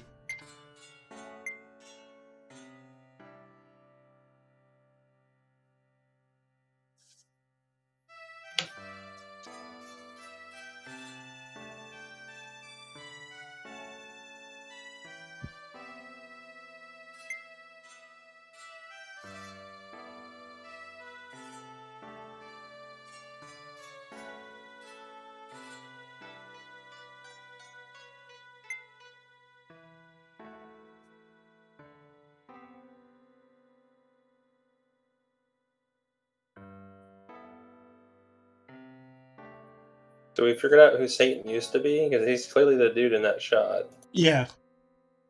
They've mentioned his name before, but I don't think they know that. Oh, okay. Which is weird because he appears to have the same face and hair. I mean, it's like a... What's his name? Like it's Joe a Superman or something? the Superman and Clark John. situation. The readers know, but not the characters know. Yeah, that could be fun. Like, he's not even wearing glasses, though. Clark Kent at least wears glasses. Or it's just like this that, guy has like a little like dragon crown around his head, but that that doesn't obscure his face in any way. His little tiara just changes everything. Like, it's so distracting. Like your eyes go there instead of his face. It's the perfect disguise. Or it could be just like the it could be just like that Team Rocket disguise level. I don't know. They get pretty good on their disguises in that one. They had that one episode that you couldn't even see in America. God. I know what you're talking about. Oof. I was like, which one are you referring to? Like, oh, that one. Yeah, of course. The one episode that cannot be aired in America no matter what. Several of them. But yeah, that's one of them. Oh, wait, there's another. Yeah, two. Yeah. Two count. Now, there's one that has a gun. And Ash gets shot up. Okay. There's the beach episode one where they give James tits for some reason. Yeah, that's what I was alluding to. Yeah.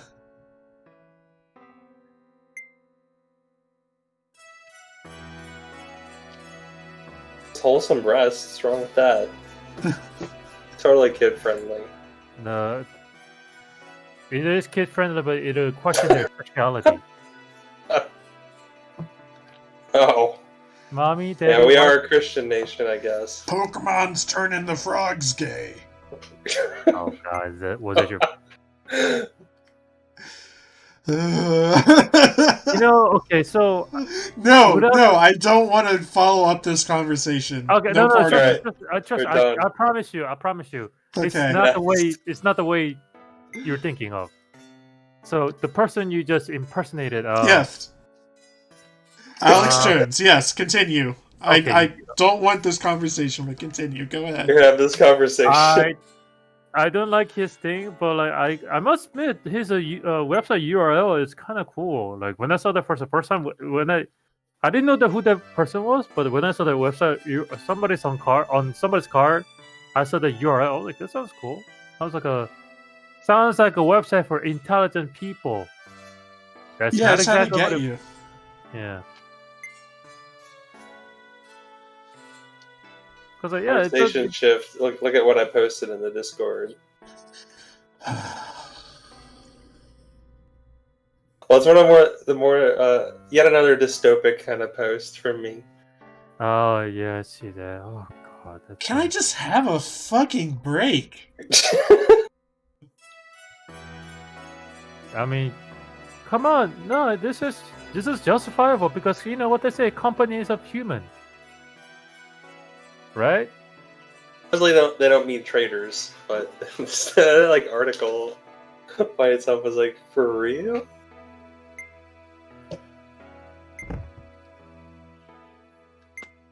There's a whole shitload of COVID where I'm at. One of my coworkers' roommates got it. Ew. Wait, what? So your coworker's out of work now, right? She had to take the 14 test, day? and she was negative. But yeah, I'm staying the hell away from her. There's a whole bunch of people that have gotten COVID. One detective that I was supposed to meet up with, and I'm glad I didn't.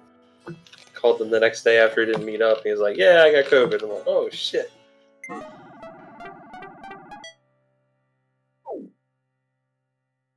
All that crap going on while I'm just concentrating on getting a beard. Oh. Okay. I accidentally hit my headphones and lost game sound. Okay, I was wondering about that. That is some sensitive headphone. Well, I have two sliders. Like, I have one on this here that's general volume, and then this one. So it's actually two, I guess, outputs in the computer, chat and game. So this kind of is the balance between chat and game. So I have you guys on one channel, and then everything else in another channel, and I can kind of go up and down.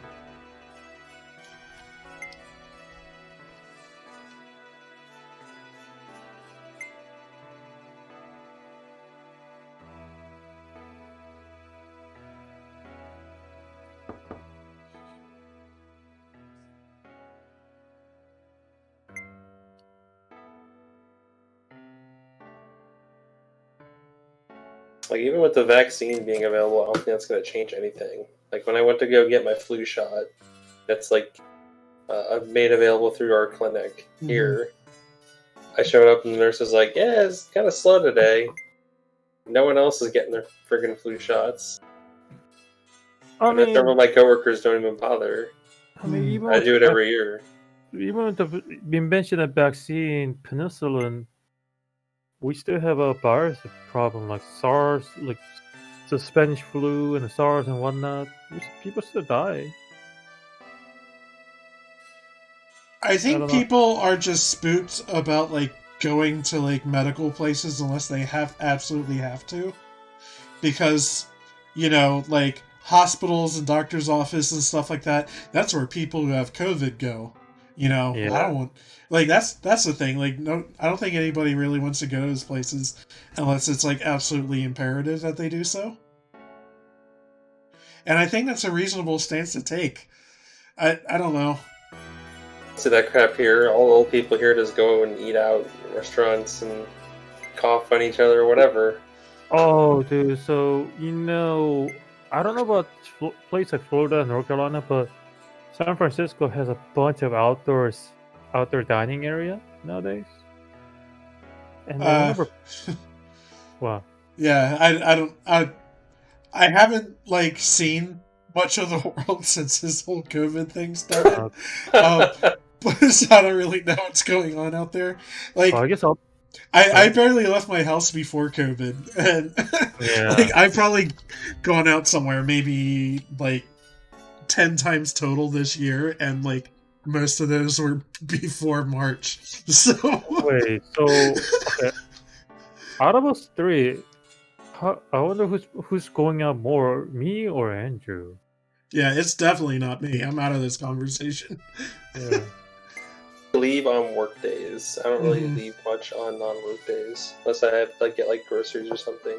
Yeah, me too. I mean, right now my work, I do have to go out because of work, but I guess I'm more open, vulnerable because I have to get on the public transportation. Oh, dude, that fucking sucks.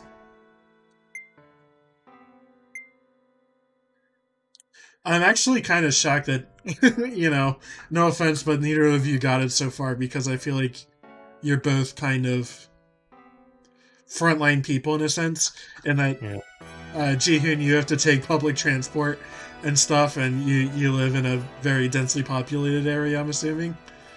So yeah, I mean it's not super dense compared to New York, but it is out there. So yeah, and Andrew kind of works in, I would say, amongst the public. well, not only Sorta. I don't go out the scenes much these days. Right. And not just that, but he's also working with the people who doesn't believe in COVID. Hell yeah, I do. That's the issue here. I'm one of the only people I see like walking down the halls with my mask on. Do you use a disposable one or a washable one? N95s, and I can get them from Supply. So I just go to the Supply whenever I need a new one. Oh, doesn't your ears hurt from all the rubber band? So I have a little plastic thingy that I put on the back of my neck and attach the straps to that. Oh, okay. It's like a $1 little thing. Oh, I had tried one. I bought one of those, and it slides down, so it doesn't help. It hurts a ear in a different way, because like if imagine the rubber band, like it's like well, it's not even near my ears. It's on below. Oh, really? That's where I strap it. Maybe I need to look for a different one nowadays.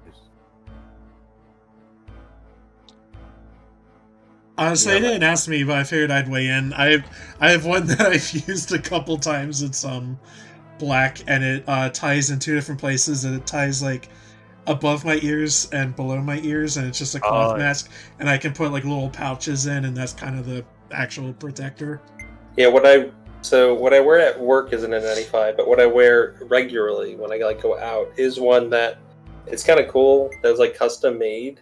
My girlfriend's coworker or something, she made a bunch like way long ago, like when everything was going down. But it kind of wraps around my neck, and I can just attach it to my ears. Stays on nice and tight, so when I take it off, it's just like a necklace kind of thing. And it does have a side opening, so I can put filters into it. Now, throw it into the machine wash like every week with the laundry.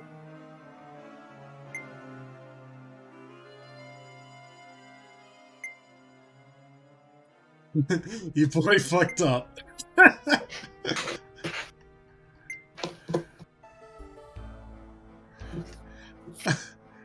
We grow stronger. Oh, it's training arc time. Oh, training arc. Everyone's gonna train karate.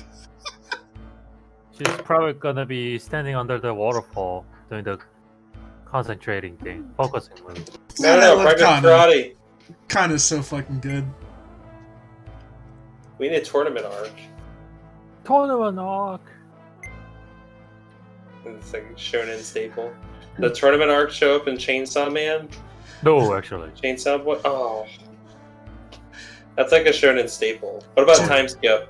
Dude, this isn't the Tenkaichi Budokai. Oh. Does it have Time Skip now? To actually think about Time Skip shows up in most shonen from what I know. The time skip that happens in that series at most 1 week. Okay. That's not really. See, that's what I was saying, Iris. New Kobu, yeah. Feel the Some new hotness. Exactly. Evangelion type, unit. How many days, Andrew? Let me find out. I thought you had an answer right there, actually. Well, I usually see a thread on 4chan's A board that says like X number of days remaining. So it's January 23rd. It's the release date.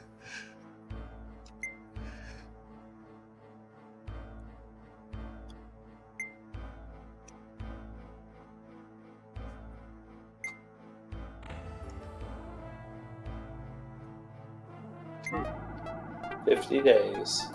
Time for special training.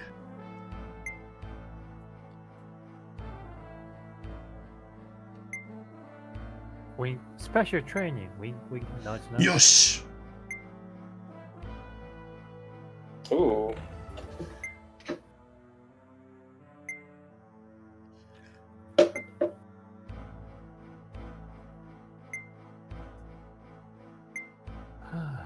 Yeah.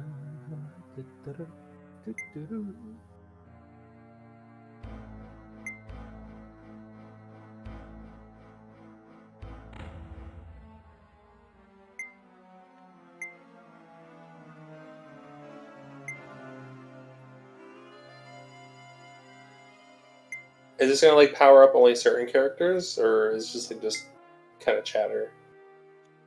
Oh, chatter. I don't know, but I keep picking the wrong options and I'm very upset. It's okay. This is your path through the Okay, game, finally Kevin. something I enjoyed about Iris, and I kind of skipped past it. But she says, I'm like, okay, I'll leave it to your Lots own of judgment. Take lots of naps. Hey, she's a psychic. All right, she got to power up her brain. Yeah, she got a dream about it. Koran needs to study, and best girl, I don't know, go, practice gallivanting around. Yeah.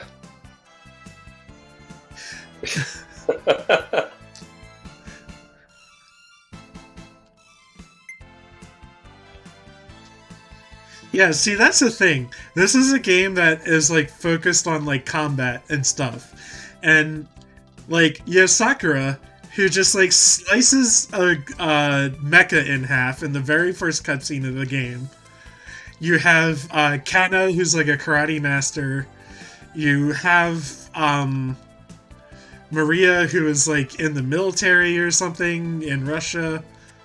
You have a genius inventor, a psychic, and then you have this girl who's just kind of like, come on, Sumire.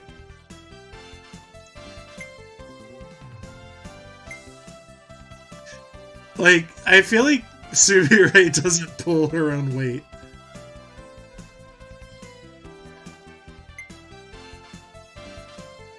So you gotta pull for her.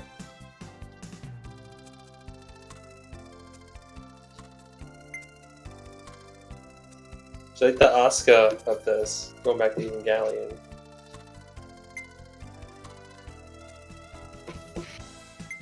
Asuka was like always in dire straits and like always like number 2.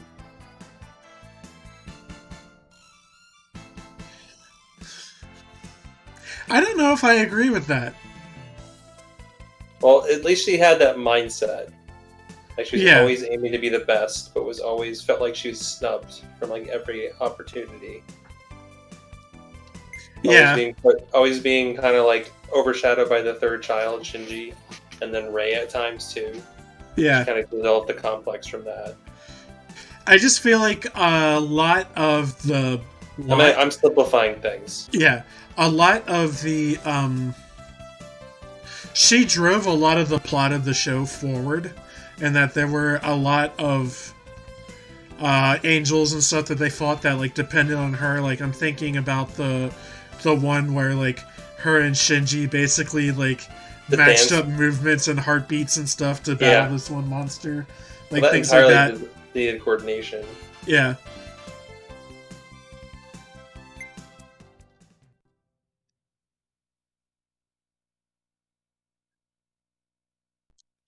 Alright, time to save all of our fuck-ups.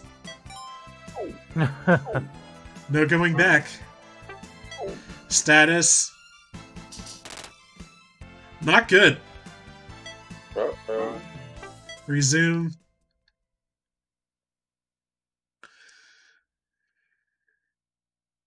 Have you guys heard about a company called Salesforce? Salesforce? Yeah. I guess I have now. Okay. So Salesforce is one of the biggest company located in San Francisco. Great. And apparently they just acquired Slack. I never used Slack, but that's probably bad news, right? I don't know. So only the future knows. But anyway, my point is, my mom read that news in Korea or something. I guess that news is big enough for some people to actually show up in Korea. And then she read the article and she was like, "Have you heard of a Salesforce?" I'm like, "Of course not. Of course. How can I not have?" Because honestly, as long as you live in San Francisco, you cannot ignore the company at all. Anyway, so I was like, yeah, sure. I was like, yeah, of course. Like, how can I not? And then she was like, yeah, I just read about that company. Okay, so I'm like, so where are you going with this? Have you tried applying the job over there? I'm like, that's it's almost like on the same level as some, like, she just suddenly asked, have you heard about Google and tried to apply a job for there? That was the same level. I don't know. I'll just roll my eyes big time when she asked me if I applied for a job over there. It's like, Mom, how can I? Ugh. Yeah. Hey, son, you like computers. Have you applied to Google? Basically. See if Bill Gates is hiring. Oh God, it's almost that level. Yeah, basically. Hell yeah, man! Just go walk over to Bill Gates' house. You just take no. You don't take no for an answer. Exactly. You make sure you have your printed resume, and you go there in person. Hand it to him. What is it? What's the? Yeah. Walk in the door and immediately ask to see the manager, and hand it to them directly. Yeah. Back in my day, that's how we did it. Hell, didn't even need a resume back in my day. Did I ever tell you that I did actually try doing that with the Epic Studio?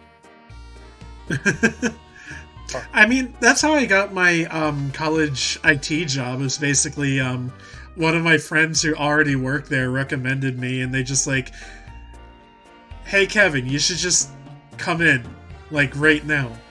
And meanwhile, like, I'm on my lunch break in between classes. I just ate like a messy like sub, and my hair was like in a complete disarray. I think I had charcoal on my face because I like came out of an art studio class, right? And I just showed up and had a fucking interview and somehow got hired. I mean, I feel like that job was like kind of non-serious. Oh, and I was wearing a band T-shirt that said "Pretty Girls Make Graves" on it. Oh, that's important too. I had hair like this. How the hell did you get hired? Dude, I know. So I feel like that kind of job is like, it's definitely one of the who gives a fuck kind of job. Yeah, some of the people that got hired after me I wasn't very happy with, but no.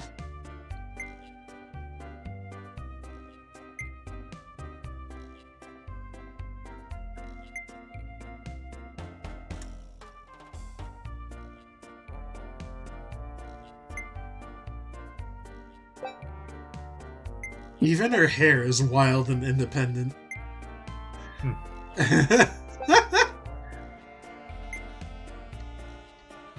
It's a different way of describing unkempt.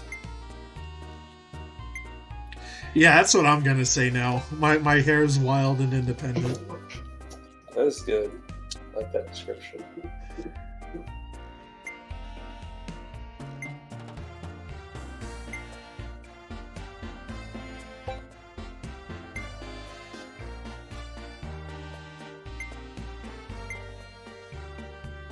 I like how I have the option to talk to Kana. Like, I move the hand over her face, whatever, and then my character just goes, wait, so what's everyone else doing? Instead of talking to her. Like, what's actually the point?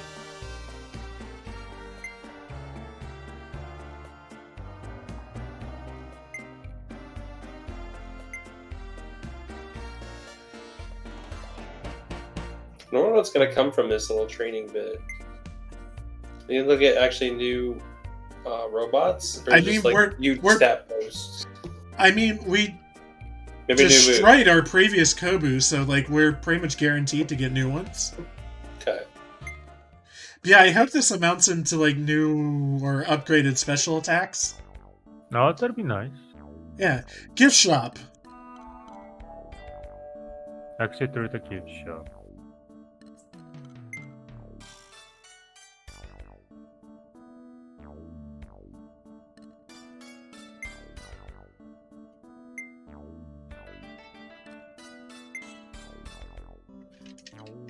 Oh.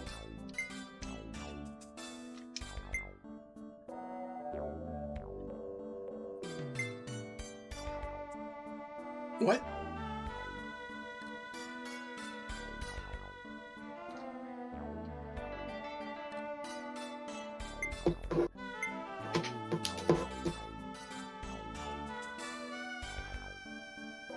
No. No.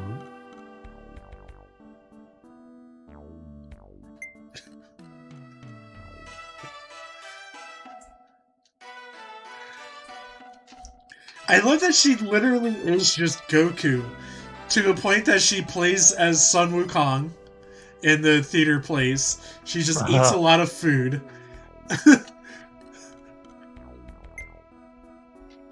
Oh.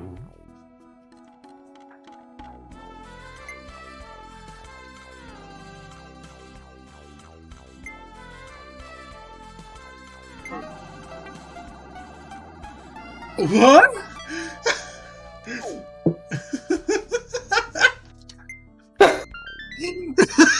Whoa.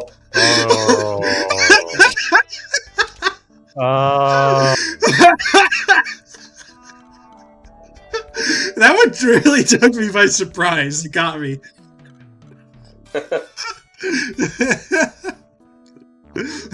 What do you like to eat? Oh, I just love masculine women. Oh. I'm sure people with a certain taste in that kind of thing will be jumping to the answer right away.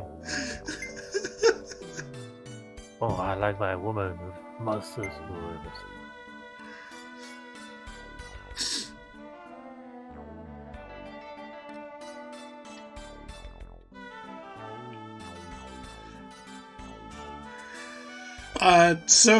One time I went on a date with a girl from OkCupid, and while we were in the car, like, basically the first, like, in-person conversation we have, she decides to bring up cannibalism, and how, you know, if it was served properly and it was, like, legal and, you know, everything, like, felt right about it, she could eat a person. And no, I did not ask for a second date. We had dinner, we paid separately, and then she asked me if I wanted to go to her place, and I declined and asked to be taken home. How many dates have you had in your life? I'm not talking about girlfriends, but like date, just a date. So, wait, so like just like first dates? Like Yes, how many yes. people have I dated, basically? Yes. Couple dozen. Probably more than that. Oh, really? Okay. Yeah. Of all the time, how easy was it for you to actually bring up saying like, let's split the bill or anything like that? It's always awkward. It doesn't really get easier. I see.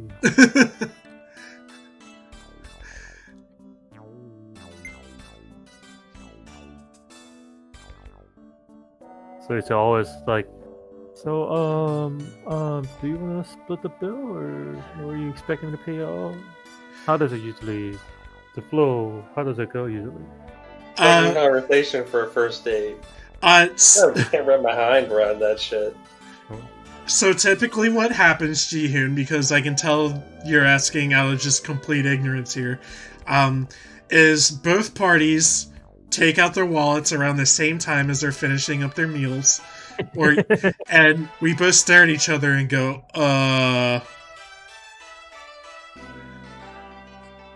and then somebody speaks up. Yeah. So you guys are playing chicken. Who's gonna? Yeah. Is that accurate, Andrew?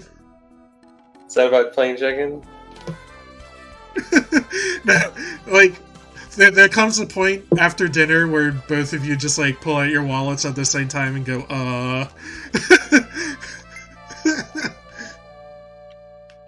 Is that just the people I date? I don't know. Who's the one that's gonna whip out the wallet and pay? Yeah. I mean, she's tried many times, but I kind of handle that Mhm. when we go out.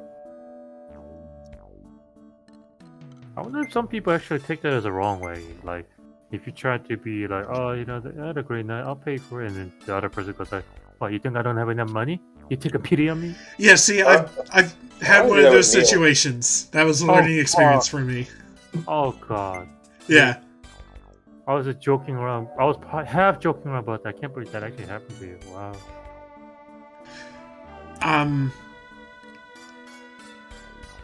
This was also a person who got mad at me because I held a door open for her. So, again, like, I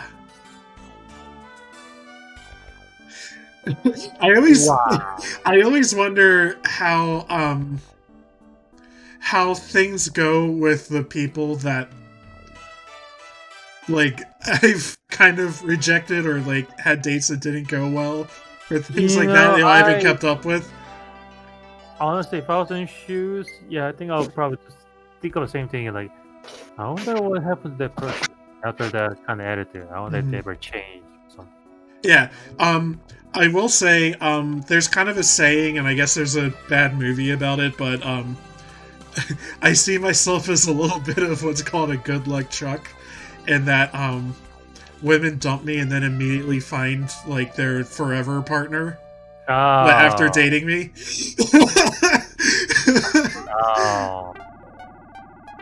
Oh, Kevin. Oh. Like the ones I've like kept in touch with, it's just, or you know, Facebook stalked or whatever. Everyone does that, right? And I've immediately basically found like the person that they marry and stuff, like right afterwards. So whatever. You're their stepping stone. Hope you like to be stepped.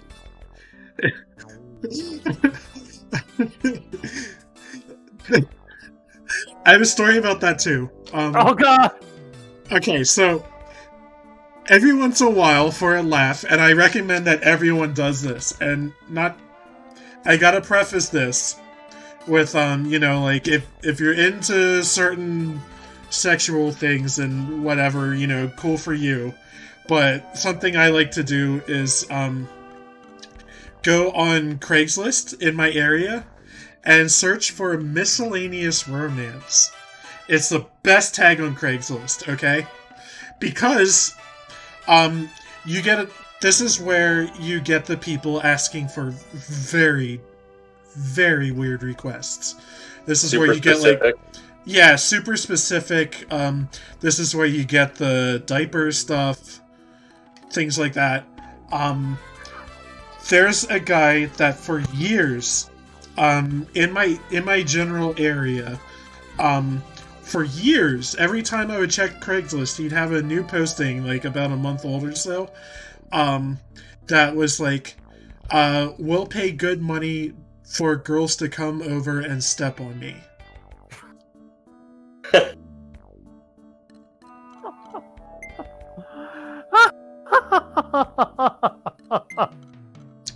Yeah, this went on for at least 5 years. Oh, Jesus Christ. Oh. I mean, gotta do what you gotta do. I just wonder how much money he, like, eventually, like, spent before he was like, you know, that's enough. I've had my fill. You know, that's also a good question because from what I hear on the internet is that furry artists get paid well from the furry Yeah. enthusiasts. I think that's like really niche. Yeah. Yeah, I've learned that on average, furries are fucking loaded. I And- know. What's the deal with that? That's what. I have a friend I went to art school with who definitely wishes in this context to remain anonymous. Oh, of course. But she works on commission under a pseudonym Oh yes, safe. through like for basically furry art, right? Uh-huh. And she basically, by the time she graduated college, she was making enough money on this side business. She was basically making $100K a year. Is a furry artist is a internet's own stripper? She ended up becoming one of the top artists on Fur Affinity. Holy Good for her. Yeah. Generally speaking, she's not really a believer. She's not a member of the community. She just does it for the money. Believer. You know, she just does it for the money. All right. But yeah, I'm pretty Be a true believer.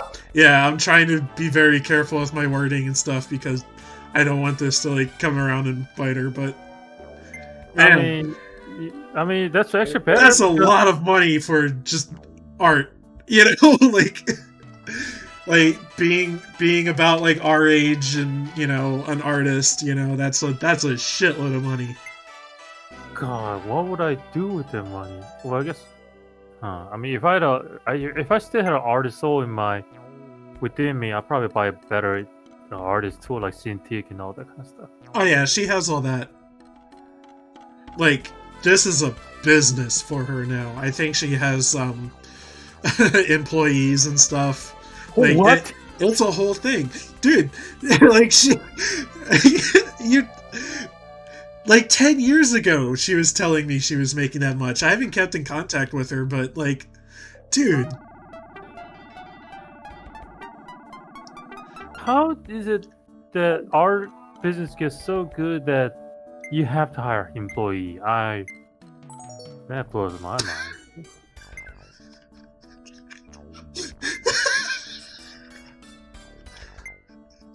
Get the fuck out.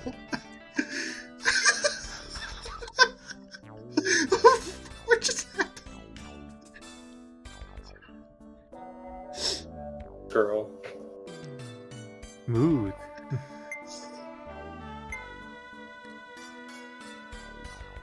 Also, just confirm. You say you were gonna stream this Sunday, Kevin?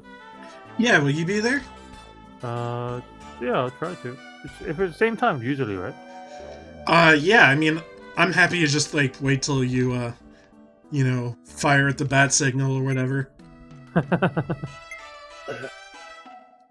Is it Batman is the only hero with the signal kind of thing? I don't know, man. Because Sure, Superman there's other doesn't have ones. Yeah, Superman doesn't have a Superman signal.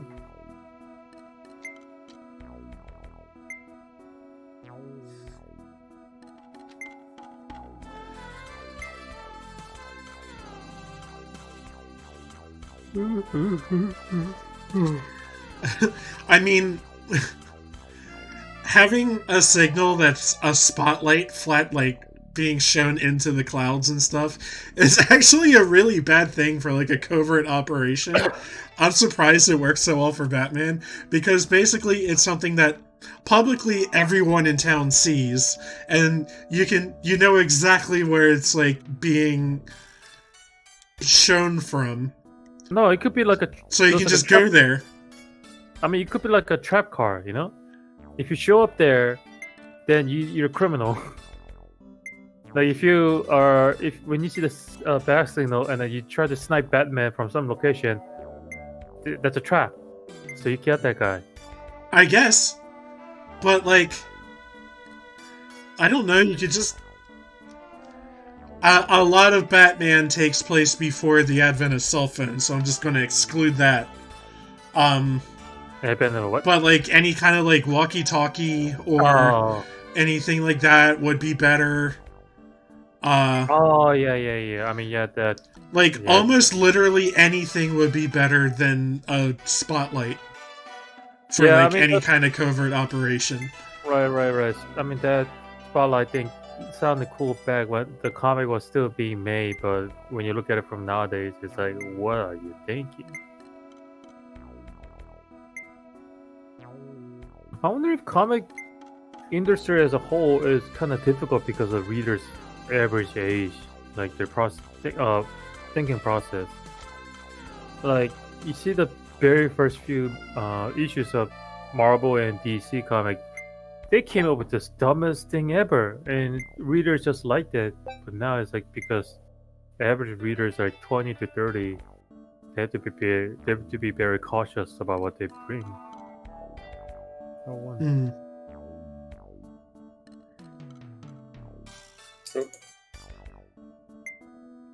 Steam update. Steam. Discord like flipped out earlier. I had to completely close it out to open it up again because I guess I missed a bazillion updates. Oh my! Oh, like, it did something like that to me the other day. 5, and I was like, "Jesus, how many did I miss?" When was that? I don't remember. Like a couple days ago. Like yesterday or today or something. Yeah. I think they forced out an update. No, they had to actually force it. My guess is there was some kind of security problem or something. Possibly.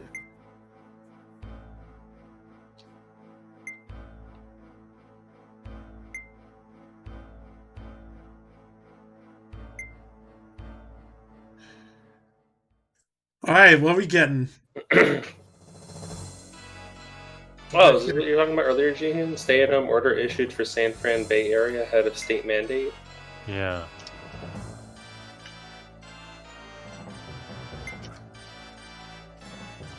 So does Kobu get a jetpack? We are in the Jinbu! Jinbu. Jin means man, right? Like, just means, like, person? Yeah, human, yeah. And then your Boo. So are they flying unit now? Person Boo. Majin Buu.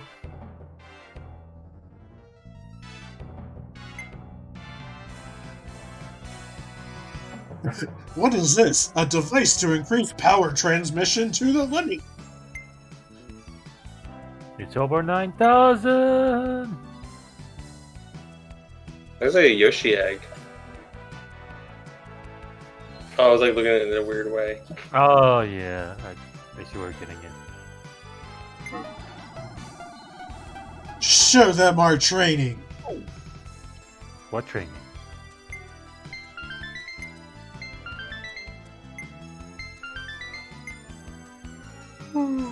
Oh, excuse me. Alright, time to take on the putties.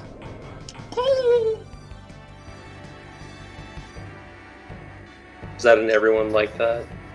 That was everyone who actually went training like that.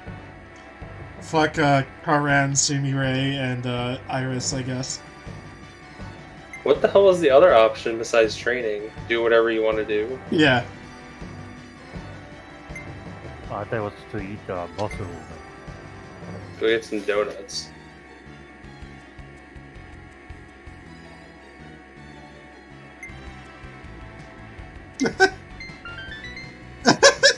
What was that? What is it?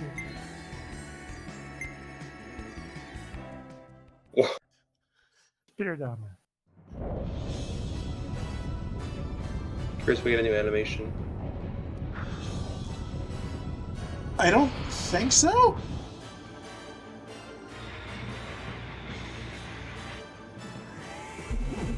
Oh, okay. That does seem different. It's got like a jet engine on the back. See, I told you they get jetpack now. Yep, this is new.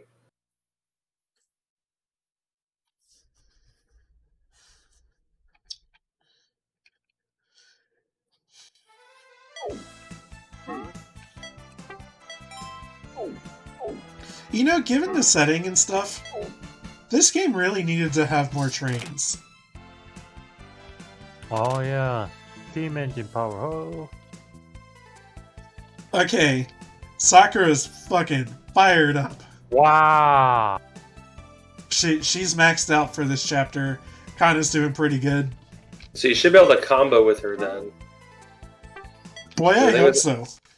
For what I read on that GameFAQs thing is like from chapter 7 on, like who you're maxed out with, you should be able to combo.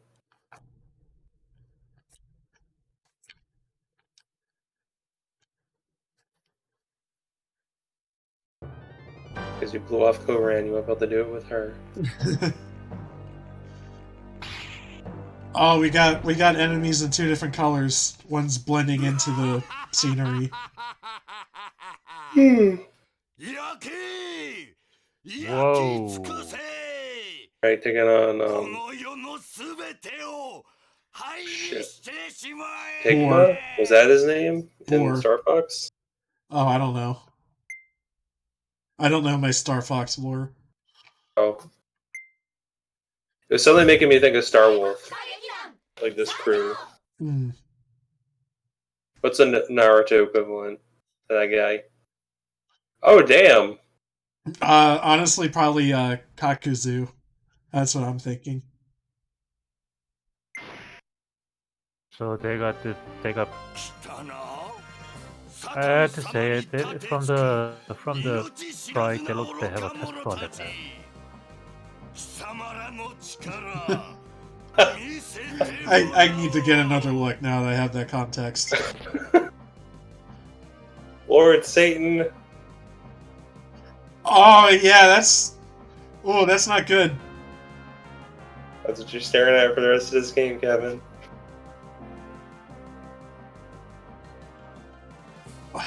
Thanks, Jihun. My pleasure. Okay, so we're actually just going to chill right here and see if we can get the enemies to bunch up a bit better.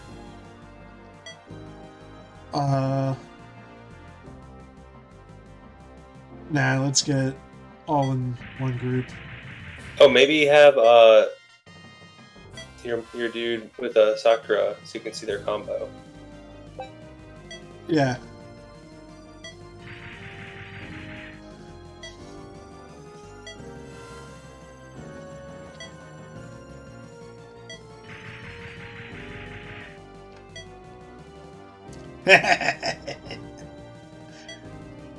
Is it there? Yes. Here's what theirs is. The Koran run was really cool. Was that around the same distance as Koran's, or no? I think so. Oh, she has a slightly different teleport.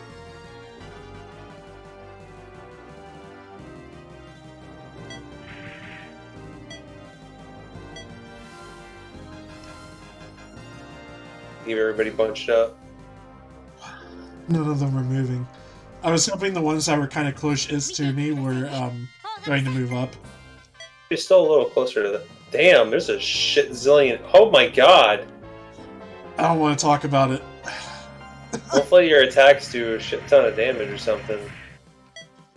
Mm-hmm. Now, we figured out, is there like any like locational attack modifier stuff? Like if you attack from the sides and shit? No, because I don't think it's a consideration. Like, I'm not able to adjust what way I'm facing. Oh yeah, you still can't quite one-shot them. But Again, I feel like I should have just taken the defense. Like, if I'm ever in a position where I have to like recommend anybody like to play a certain way in this game, I'm gonna tell them to pick defense. Like, I've been filled with nothing but regret.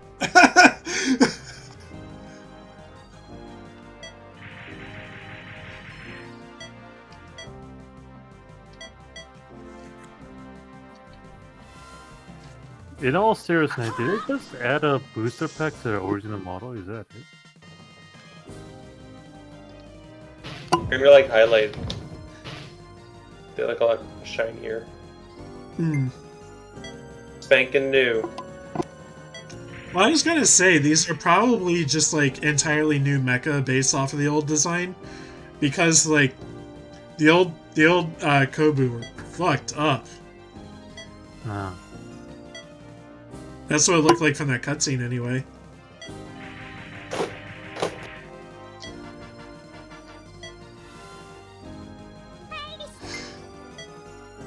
BRB. Okay, I'll miss you.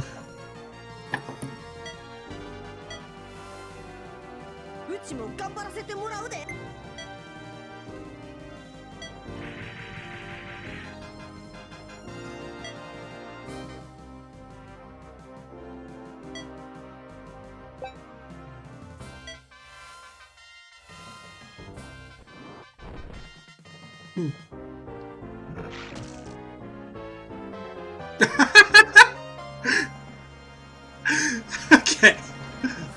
Okay. Oh. Oh my god. Alright. I think you can just go to town on these jokers. I'm gonna save the combo for an enemy that matters, I think. Also, I just crit this guy, so he's probably just dead. Yep.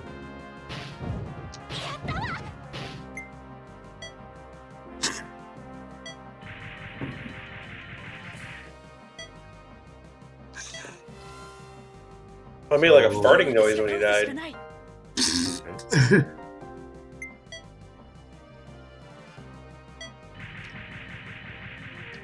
Their training really paid off, Jihun. I think it's more the very cool mechs we got.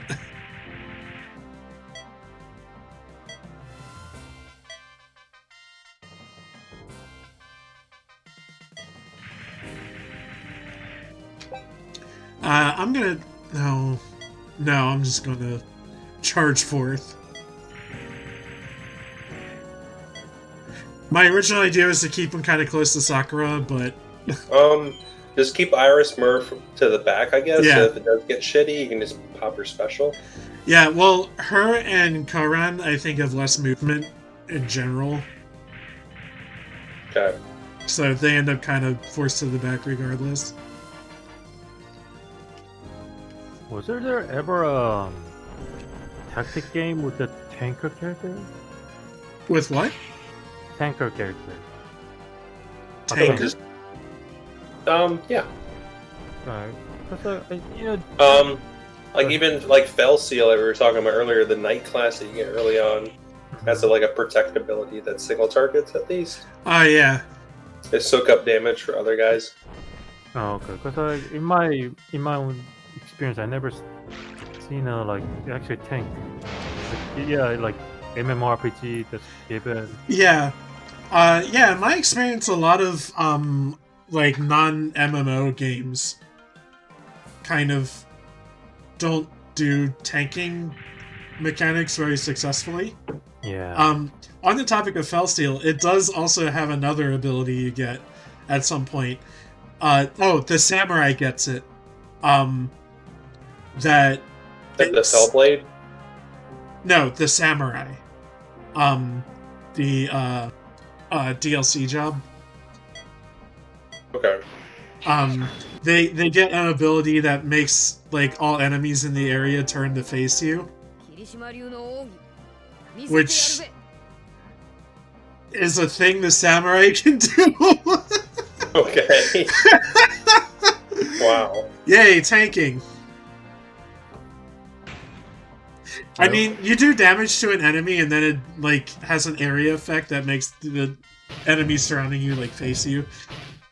One thing I don't like about tank character in general is that they're what is it? They're what are those? What are taunting? They're like taunt abilities. Sometimes it doesn't work. Like even if Yeah, even if you make maximize. yeah, like their bosses always be into that shit. Yeah. Uh, That's why I don't like tank in general. I like the idea, but if it's kind of useless if the game's own mechanic ignores it. Works in I can definitely say that shit kind of works in PSO too. I've noticed when I'm like carrying the shit out of my party that I'm doing so much damage that the boss turns and is like almost wholly focused on me. mhm. Also has like a threat acceleration effect you can get. That is an MMO. Yeah. As far as like offline tactics games that I have played, I can't really think of like a dedicated character class that just has enemies focus on them. But that knight comparison I was talking about, it also makes me think of Final Fantasy V. The knight in that class had something similar. Like low health enemies that'll just auto guard. Mhm. Or low health characters, I mean, you'll auto guard. Yeah, even most of even the RPG games like JRPG, it's only like physical attacker, magical attacker, and like healer. That's it. There's no tanking here. Well, the thing is just like a lot of single player games don't like their mechanics in general don't lend themselves well to having a tank because like typically the best way of like having enemies just not hurt you anymore is killing them. Oh, I guess so. Yeah, You know, like kills often the better choice is to just kill them instead of crowd controlling or. So like I play a lot of Warframe. Every like suit that you can pilot, kind of. It is kind of a space ninja in its own way. Alright. And they all have like 4 unique powers, kind of like a Overwatch scenario, right? But there are some frames that are like crowd control based and stuff like that, and they always fall to the wayside because like there's enemy types that their abilities just won't work on, so it's that conversation again.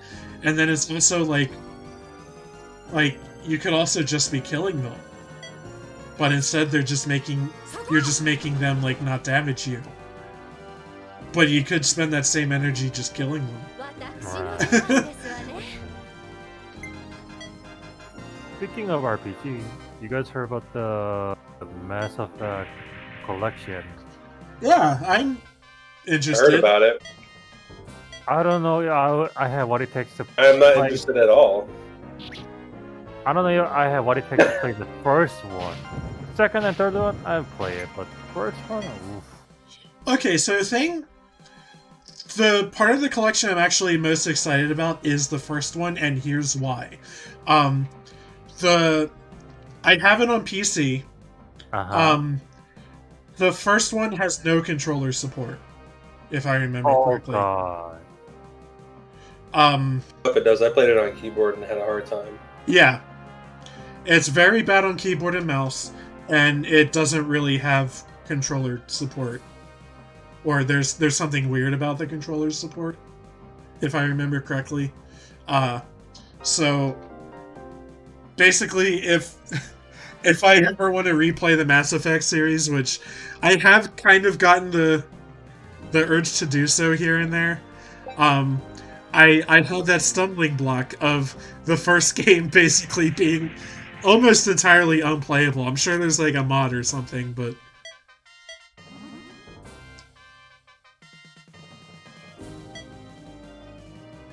so that is my counter argument. So at least okay, and there's also the issue on consoles where one of the systems, I forget which one, doesn't have all the games. Is that true? Oh, yeah. Like there's On the PlayStation, I remember I only had 2 and 3. okay, One yeah. didn't get released. Oh, That's yeah. why they had that comic thing, so you can select choices from one. Yeah. So that would also create another reason to have like a collection on modern consoles and stuff. So there's reasons for it to be there. It's not as I just didn't like the ending to the series. Mass Effect 2, though, I still think is really freaking good. yeah. Yeah. At the same time, I'm kind of glad that multiplayer existed because that's the only saving grace from what I hear, yeah. well, there's that too. But the reason I brought it up, that's the only reason why I gave it a try to other classes like Sentinel and whatnot. Because on my Mass Effect playthrough, Mass Effect 2 playthrough, it's only a soldier because I have no idea how the other how other skills work. Yeah, and they weren't really all that useful from what I remember. Like, you most of the time would rather just be shooting your gun, is that correct? Yeah. Because I wasn't sure how the like shock and then tech bursting worked, but they refined it in the third one. Yeah.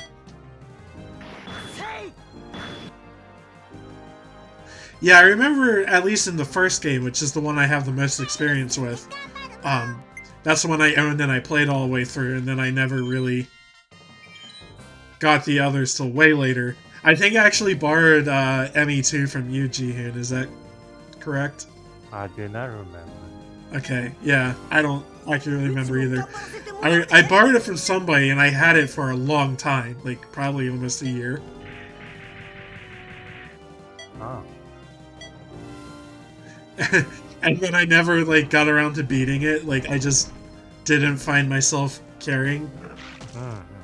I don't know.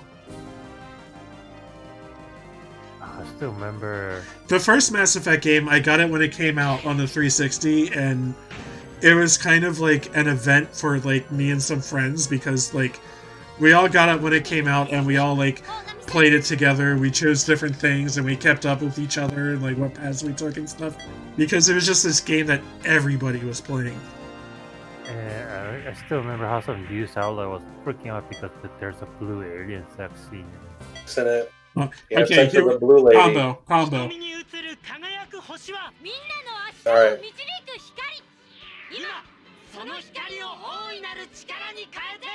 Oh, it's new animation. Oh, it's I thought it was a Korean. A lot of yelling. Man, that shit is Flower petals. that was a G Gundam move right there. Go to bed with itchy butt. Wake up with shining finger. I suspect the attack animation is going to be like this different colored Ultima, but you get a little different animation before the attack. Mhm. It's completely different. Like you had flower petals here. What you have with Korean? There was like some green symbol with like I think like a tiger in it. Yeah, tiger. Yes, Oh, the tiger thing. Yeah. And it looked like we were doing like karate moves. Like the poses were very like Yeah, kung we're fu. doing like fighting stances and stuff. Yeah, kung fu. Okay. Yeah. Kung fu sticks. Crouching tiger, hidden dragon. Yeah, it was very much that. Like it was. Like I forget which one, but one of us took like a very low and wide stance. It made me think of Ling Xiaoyu from Tekken's Phoenix stance. The little girl who I guess is like mid-20s now in Tekken, but in Tekken 3 she was like 13, and in a fighting tournament. Oh shit! Oh my goodness. They grow up so fast. I mean, she grew up slower than in real time. I mean, it's like what is it? The comic book age, like what? They gain 1 year for every 4 years in our life or something like that. dude, it's comic books. People die and come back. It's whatever. Mm-hmm. Oh no. Oh no. I don't like this. Boop. Ding. Curious what his special will be.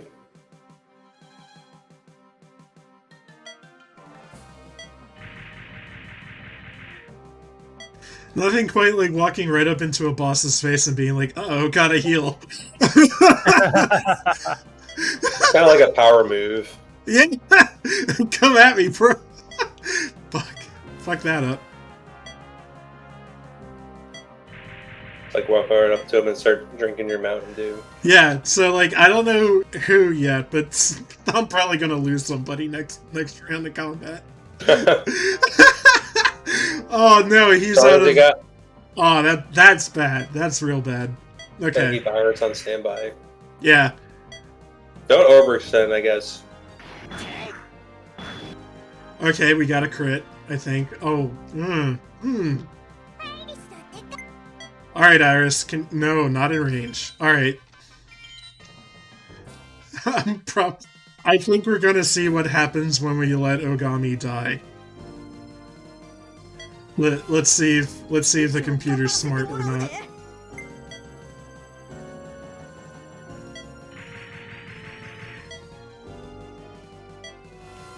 Maybe a Persona thing. Oh no. Okay. The music changed. Inoshishi, the boar. Fall before me and burn in the fires of hell. Oh, this guy's got a unique laugh too. It's like Final Fantasy VII where all the bad guys all have their unique like gahaha or klahaha. Oh god.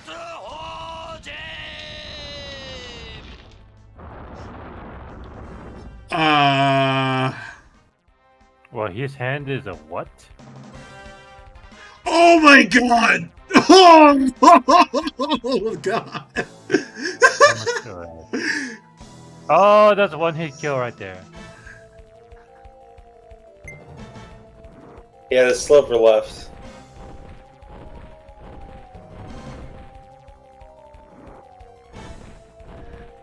That may have activated every other enemy unit too. Yeah. There's only a couple of them left. And I think the beige ones are the most dangerous, right? Yeah. Yeah, we got the aggressive mod on now. One of the buildings is going to stand up and walk towards us. Aggression mod.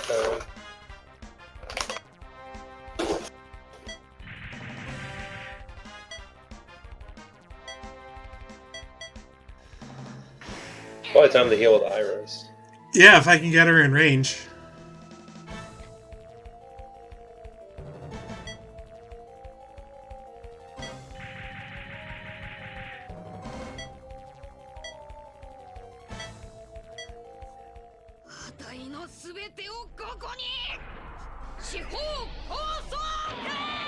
Oh, that's a new special.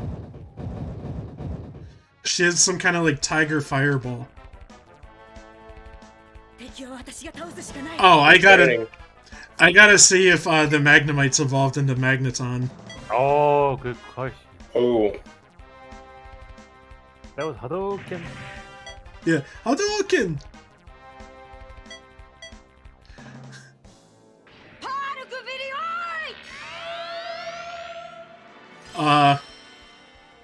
Okay, Maria now summons the Virgin Mary. Very cool. Wait, oh, it's the ice attack. Yeah. Yeah.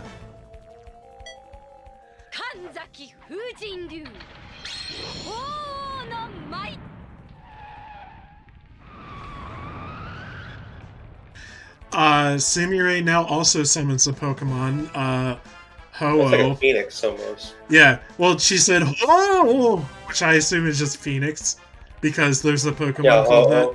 Yeah, it's Phoenix. It's like a Fire King or something, because they usually use the word "oh" as in like the king.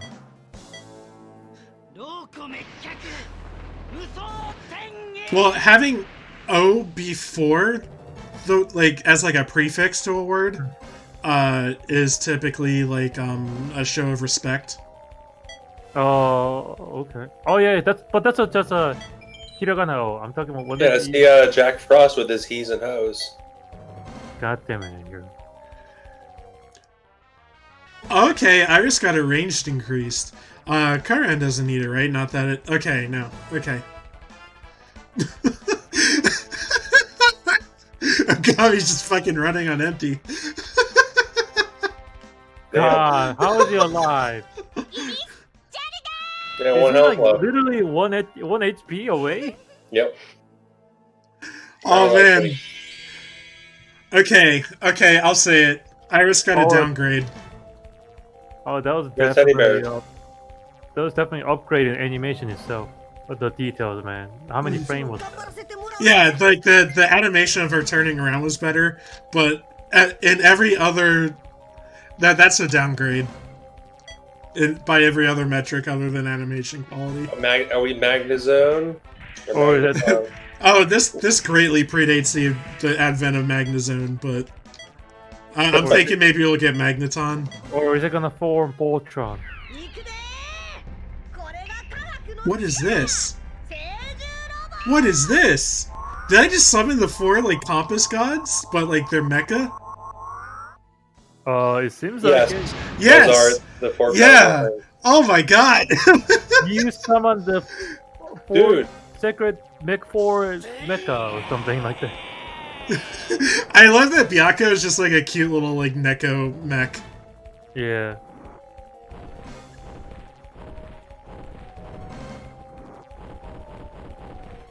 Cannot tell if his hands are like bag or flamethrower. They're like propellers that like push out flame. I guess. Fanning the flames of hell. Did you guys see that one video on Reddit how like Elon Musk flamethrower versus Aksha flamethrower? Yeah, I saw that. God, that's horrifying. Getting hit by that. Yeah, compared to Aksha flamethrower, Elon Musk flamethrower was just a complete joke. Well, actual flamethrower is like just dispensing oil, yeah. Accelerant with flaming, already flaming accelerant right at you. Mm-hmm. If you get soaked in that, you're just gonna right. light up. Mm-hmm. Like Elon Musk flamethrower is just a heater compared to those, honestly.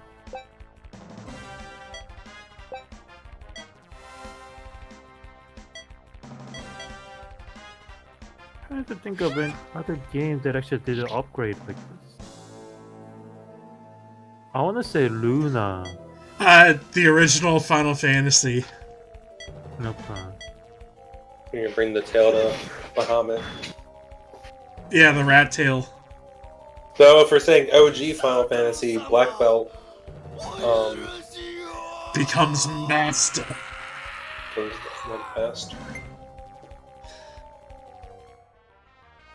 Yay, we killed him! Lord Satan, forgive me. Oh, that looked like an actual death. Ah, relief. Oh, fuck, I forgot. What happened to the Crimson Lady and then Big Ball too? Yeah, Miroku and... Whoa, group shot. They came out of nowhere. Tenkai. A few times. No, this is definitely expected. There's been a group shot victory pose at the end of every chapter. Oh, really? Okay. Yeah. Oh, it's probably because I've been watching the stream where like the actual victory doesn't happen. Oh. It's like to be continued kind of battle. At least we suspect they'll be. Yeah, you'll probably fight the next two as a pair. Yeah. Or like you win the battle, but like, ha ha ha, this is not over yet. Well, like I know that I have some like extra like future knowledge of things that like we still definitely have like more people to fight, you know, that aren't Satan's underlings. Like TV anime. Like long-running show. It's gonna keep Team snagging more guys for you Rocket to deal with. flashing off again. Like, timing-wise, I'm very curious how this is going to play out. Naraku just keeps getting away.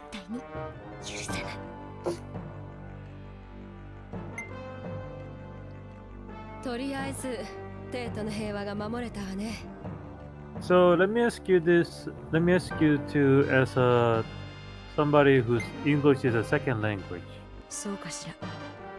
How often do you guys come across a word that you never heard of before? Not too often these days, but I do on occasion.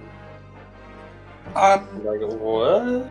I would say at least we have pretty good tools to figure it out, because a lot of English comes from Latin, so you see a lot of the same like beginnings of words and endings of words. Yeah. So you can kind of piece together, like, you know, like there's a lot of medical terms where it's like, oh, you know, this word has hemo in it, so that means it has something to do with blood, you know, or something like that. You can kind of piece it together.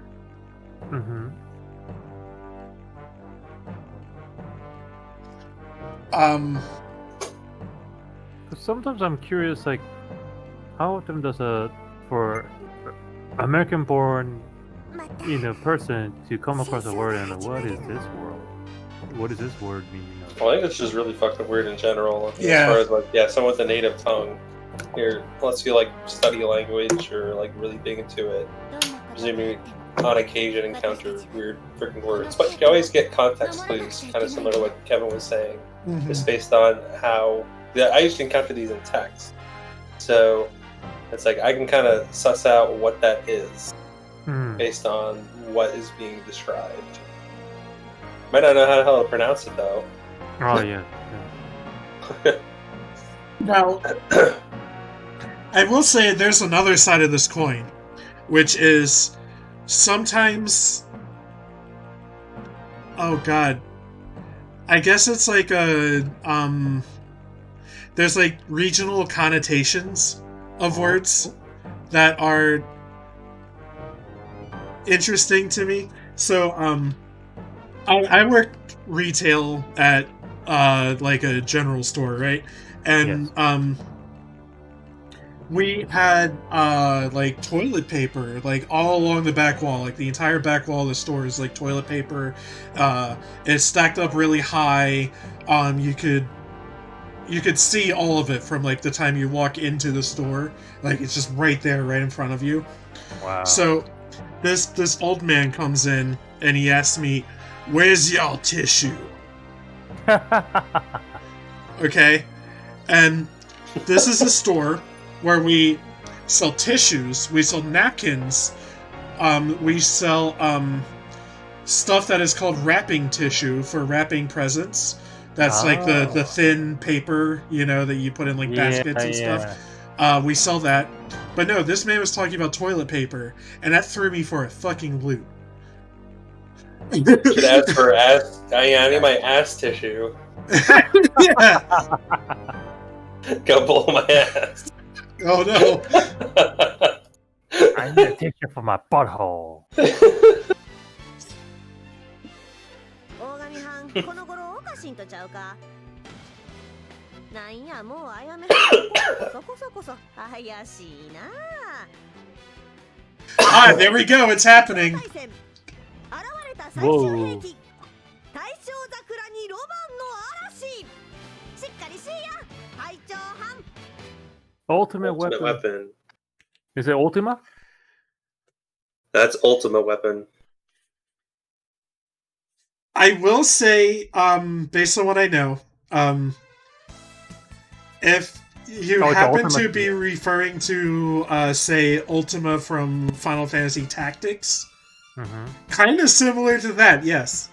God dang it. Or Ultima. Ultima. Like in the context of that game, or the extended, like 12, kind of given more of a background to those dudes. I mean, Specifically, the enemy you fight. I have a question. Since the Tactic and the Ultima came out, was the Ultima just came out of nowhere, boss, or was it like hinted from the beginning? Ultima and Final Fantasy Tactics? You may not realize that's going to be the final boss, but you know about Saint Ultima or Saint Ajora, as it's described. And they're, apostles, and you realize those apostles are actually demons. As you encounter those monsters throughout the game. Yeah. So I don't think it's Lucavi. I don't think it's expressly handed to you before that final confrontation. And there's also the issue of Ultima's vessel basically being a person through the entire game. Yeah. I just found it weird, how the game started as a political debate, political war, and then somehow it becomes a okay, up to that, okay, but all of a sudden an actual demon comes out. Wait, what the fuck? So the opening is a great introduction to the world, where it's nothing's black and white; it's all gray, because the guys you're fighting initially are deserters in a forever war situation kind of thing. Yeah. And you kind of understand their motivations, and you have several characters that come out of that become mainstays later. Like the thing that taught everybody to make backup saves was it Ygraph? Viagraph, yes. He's introduced in the very beginning, in the first chapter. He's one of the leaders of those deserters. Corpse Knights. And I got you. Yeah, he becomes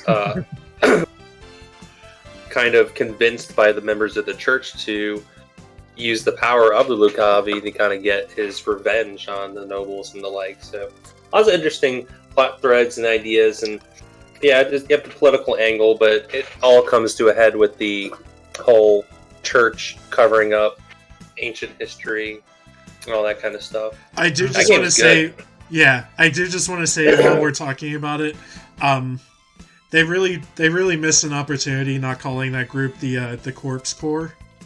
Oh. Yeah, so the reason I brought that up is, as much as I like Final Fantasy 9, I just cannot get over how Necron just came out of nowhere. He's the most out of nowhere final boss in the main series. Garland showed up at the very beginning and won.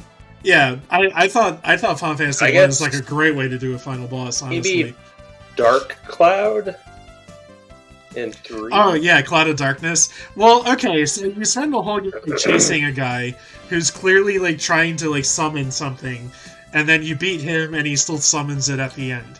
I don't think that's too much of a leap. Yeah, I don't think. Yeah, I don't think that's too much of a leap.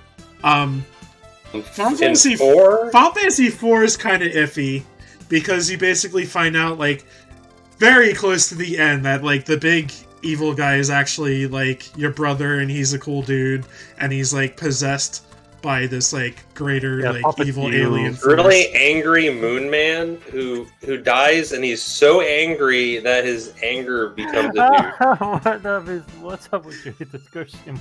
Yeah, that's a good one. And then the next game's main character's name is Butts. Oh yeah. Hell yeah. And there's the infected tree out of nowhere. Well, yeah, no, X-Death is introduced, and he's a mainstay through the whole game as your primary antagonist. Yeah. Wait, you fight X-Death 4 times. Yep. I have to read Wikipedia to how exactly 5 goes. And 6 is Kafka, which is very obvious from the beginning. Yeah, Kafka's right at the beginning. He works great. 7, Sephiroth, Genova, 8. You have Sephiroth is such a fucking good villain. It should have been was it Adele, really. Ultimisia. Yeah. Kind of lame. Ultimisia, now that I think about it, Ultimisia kind of out of almost it's almost there with the out of nowhere kind of boss. Because you already have this witch, really angry, up in space, who is so angry and mean and upset that you can't even use radio anymore. yeah, she interferes with radio waves, and there's like early in the game, you're doing something in Timber, I think, and you pass by like a large TV. You see her broadcast. Yeah, and you see a broadcast. There's like a bunch of angry messages and stuff, and later you find out that's like Adele's doing. Yeah, Adele's just pissed off. Wait, I do not recall this angry message part. It's one of those like subtle background things that you kind of. It's more that you catch it on like a second There's playthrough. so much background to that game, like the entire concept where. Like a world that can't use mass communication device because of an angry wish in space, and then you have like this like magazine culture, sort of, but it like doesn't kind of go anywhere. Like a lot of plot threads in that game. Okay. That game really needs like a remake. Yeah, to, like just for the story. Spruce up some stuff. You can make that game work really well. Okay. But yeah, 9 Necron's definitely the out of nowhere final boss. Though my understanding is that in development, I think it was supposed to be Hades. Like, and he became a super boss instead. Yeah. I will just say, FF14 did Hades justice. Oh really? I'll look it up. And yeah. 12. Well, I think 12 also pulled like tactic level. You're fighting the 12 is great. I mean, at first you're fighting the like other nation political stuff, and then all of a sudden time traveling witch. What? Well, no. Isn't the final boss kind of like main guy, but he's possessed? He's working to get the time traveling witch or something like that, if I remember correctly. I know what you're talking about. I think it's some game. Okay, so, FF12, at the end, you fight Vayne, who is the guy who took over your hometown. He's big bad Empire guy, right. Who is working together with Spirit, whose name I'm forgetting off the top of my head. But yeah, he's like an ancient spirit who's kind of been pulling the string. Yeah, pulling the strings of this whole war and stuff. Yeah. Well, the expansion of like the idea of Ivalice is kind of cool in 12 with like this, yeah, as you said, like these kind of gods that don't really directly interact with Ivalice, but kind of manipulate the course of events over time. And you have one of them that Venat, I think, is the guy who yeah. He disagrees and jumps into the Ivalice to directly interfere with his idea of he has his own ideas and motivations, and he finds a common accomplice between Sid and Vayne. Oh, I got something I'll probably agree with Jihun on. No. All the main bad guys in FF13 are garbage tier. Yes. What bad guys? I don't even remember anybody. Okay, so the last fight of the game is some monstrosity called Orphan, who is just kind of there. Fuck, I don't even remember what that guy was. Supposedly, you see, in that fight, you're encountering the Gate of Etro or something weird. Based on expanded content of future titles. Oh. Like, I'm not even actually sure what Orphan is. Is like allowing Orphan to do its thing, like some kind of catalyst to bring about the end of the world or something. Oh, so like the concepts in that game I barely remember, but it's like you have a god who's like, makes a god below, like some gods below him to do stuff, and then they're like, and they make some false C below them to do some stuff. And then you have humans who kind of just do their own thing. And the only way false C can manipulate things is by making humans l'C. I think those are the terms that I'm remembering right. Yeah. Oh man, I just had to look at what Barthandalus was like, he just wants to die, basically, and he can't do that on his own. Yeah, that's the thing. Like, the main villain... that you can really justify as Barthandalus, and his whole thing is he just wants to fucking die. He just gets in your way over and over. And it's like, please kill me. If I do this, will you guys kill me? Yeah, no. that game's Oh kind of a god, blur. if I do this, will you kill me? And he like keeps escalating things more and more until finally you kill him. And then I guess afterwards you have to kill Orphan just because he's like this thing that like finally made you actually kill him. I have no idea what was going on at the end of that game anymore. All I remember is that I fought lots of big, squishy elephant enemies. Yeah. Oh yeah. Or adamant toys. Death. Yeah, Sam and Death. And then what is it?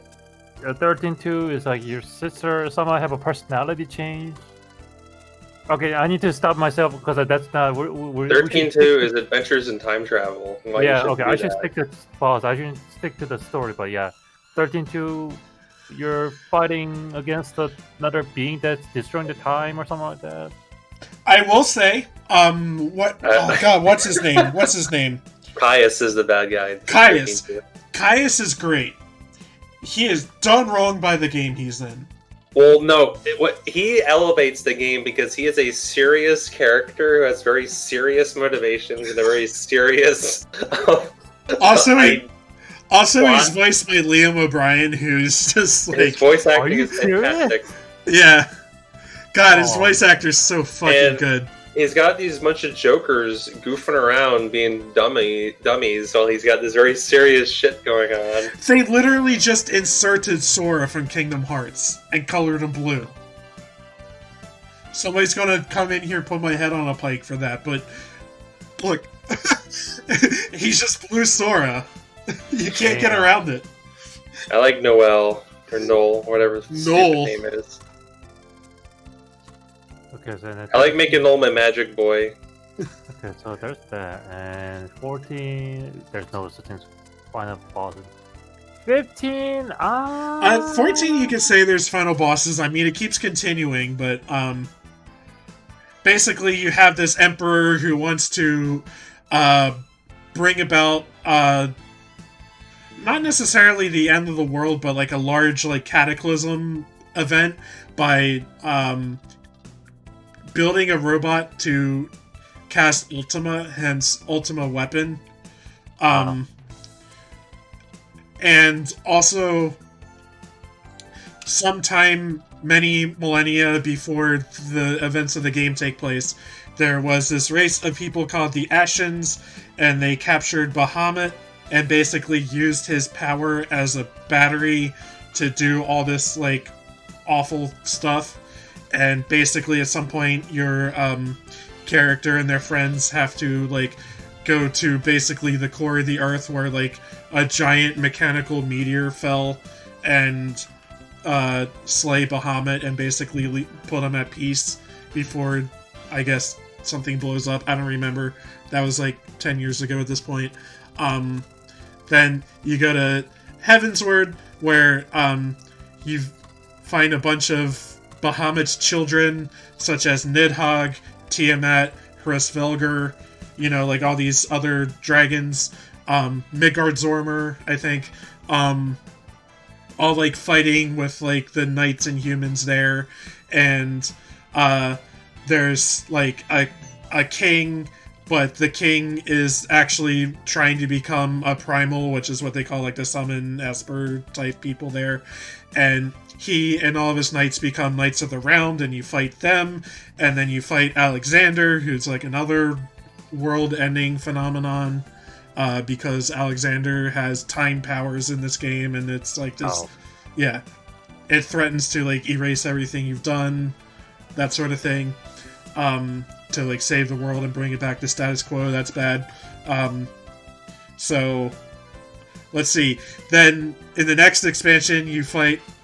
Oh, wait, there's a Dragoon who like pokes out the eye of Nidhogg, and then the eye keeps Nidhogg's soul inside of it, and through the eye Nidhogg possesses that Dragoon named Justinian, and you fight like this super huge Dragoon that's your friend Justinian, and eventually he like becomes a vessel for Nidhogg, and it was this whole thing, and then he kind of, you beat him, and then he's able to like control and harness Nidhogg's power, I think. So that was a little plot thread. Let's see. Then in Stormblood, there's kind of two things. One is there's invasion with the Empire dudes you fought before. There's a new guy who rose to power, who is named Xenos, and he's kind of like this very powerful mecha samurai guy who is basically just wants to fight strong opponents and collect cool swords, and that's what he does through the plot of the whole game. And his end goal is apparently to become a vessel for Shinryu and kick your ass, because he can't beat you through normal means, so he becomes a big fucking dragon and kicks your ass. And then at the same time, an alien machine from like another reality comes down and challenges you to a bunch of like alternate reality fights, and that's Omega. And basically, if you don't provide enough challenge for him, if you don't keep him entertained enough, he's gonna blow up the planet. So that's Omega. Then Shadowbringers happens, and you go to a completely other reality that's like one of 13 broken off shards of your reality, and you have to solve a problem there because light is flooding in. If there's too much light, then like darkness will subsume all the other planes of reality. Is this whole thing, and that's the part that Hades is about. That's going on now. I don't know how it ends. Did you read while you're saying all that? Okay. Yeah. Right. So that's in the 15. A lot happens in 14. Well, it's a lot of game. Yeah. The 15 final boss, I mean, he made an appearance from the midsection. I guess that's not all of a sudden kind of love like that. Really not about that game. I did like everything I could in the overworld, and then I kind of got bored and stopped playing. Right. So basically, there are these two brothers who are like royal brothers.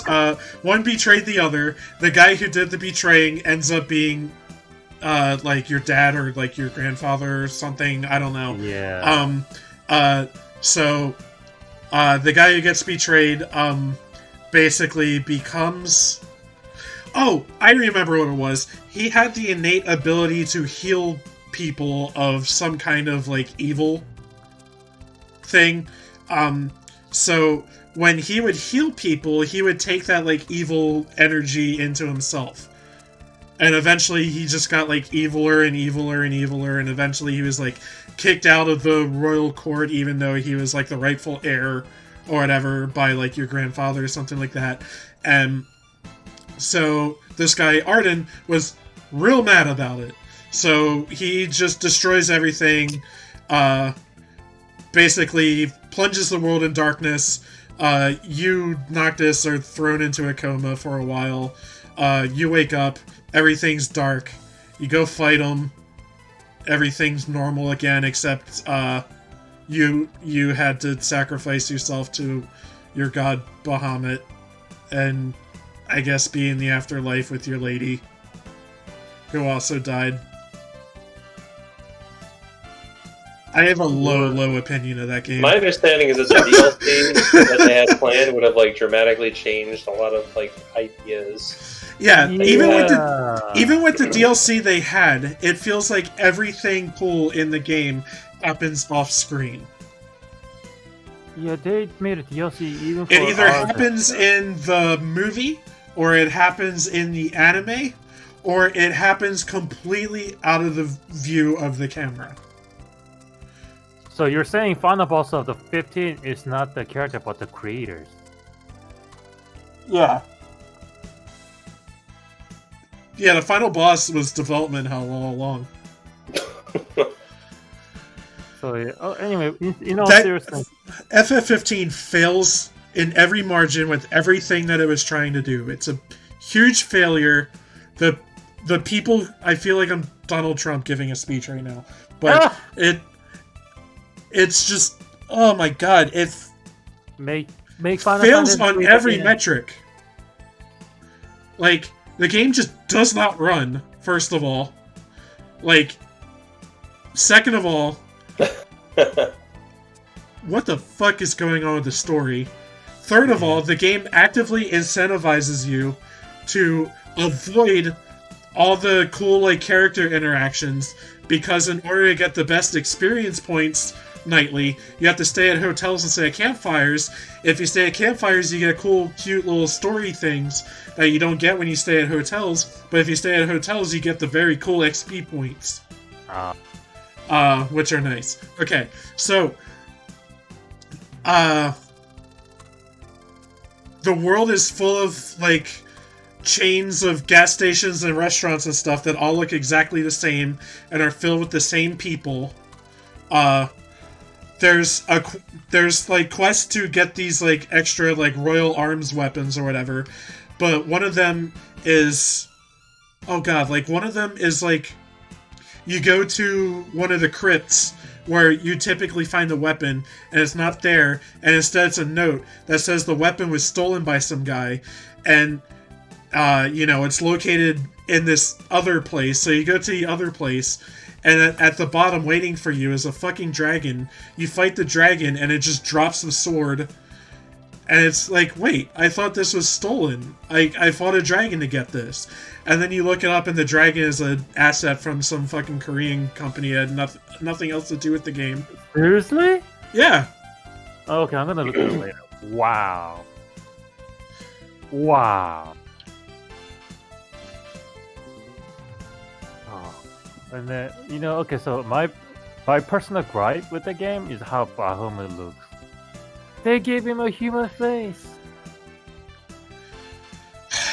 That's I so... got far enough to see that. It's bad, but it's so far down the list. I can think of at least like 30 things that are higher priority on my list of must fixes about that game. I know, but like, it's when I saw Bahamut's human face for the first time, I'm like, what have they done to you, Bahamut?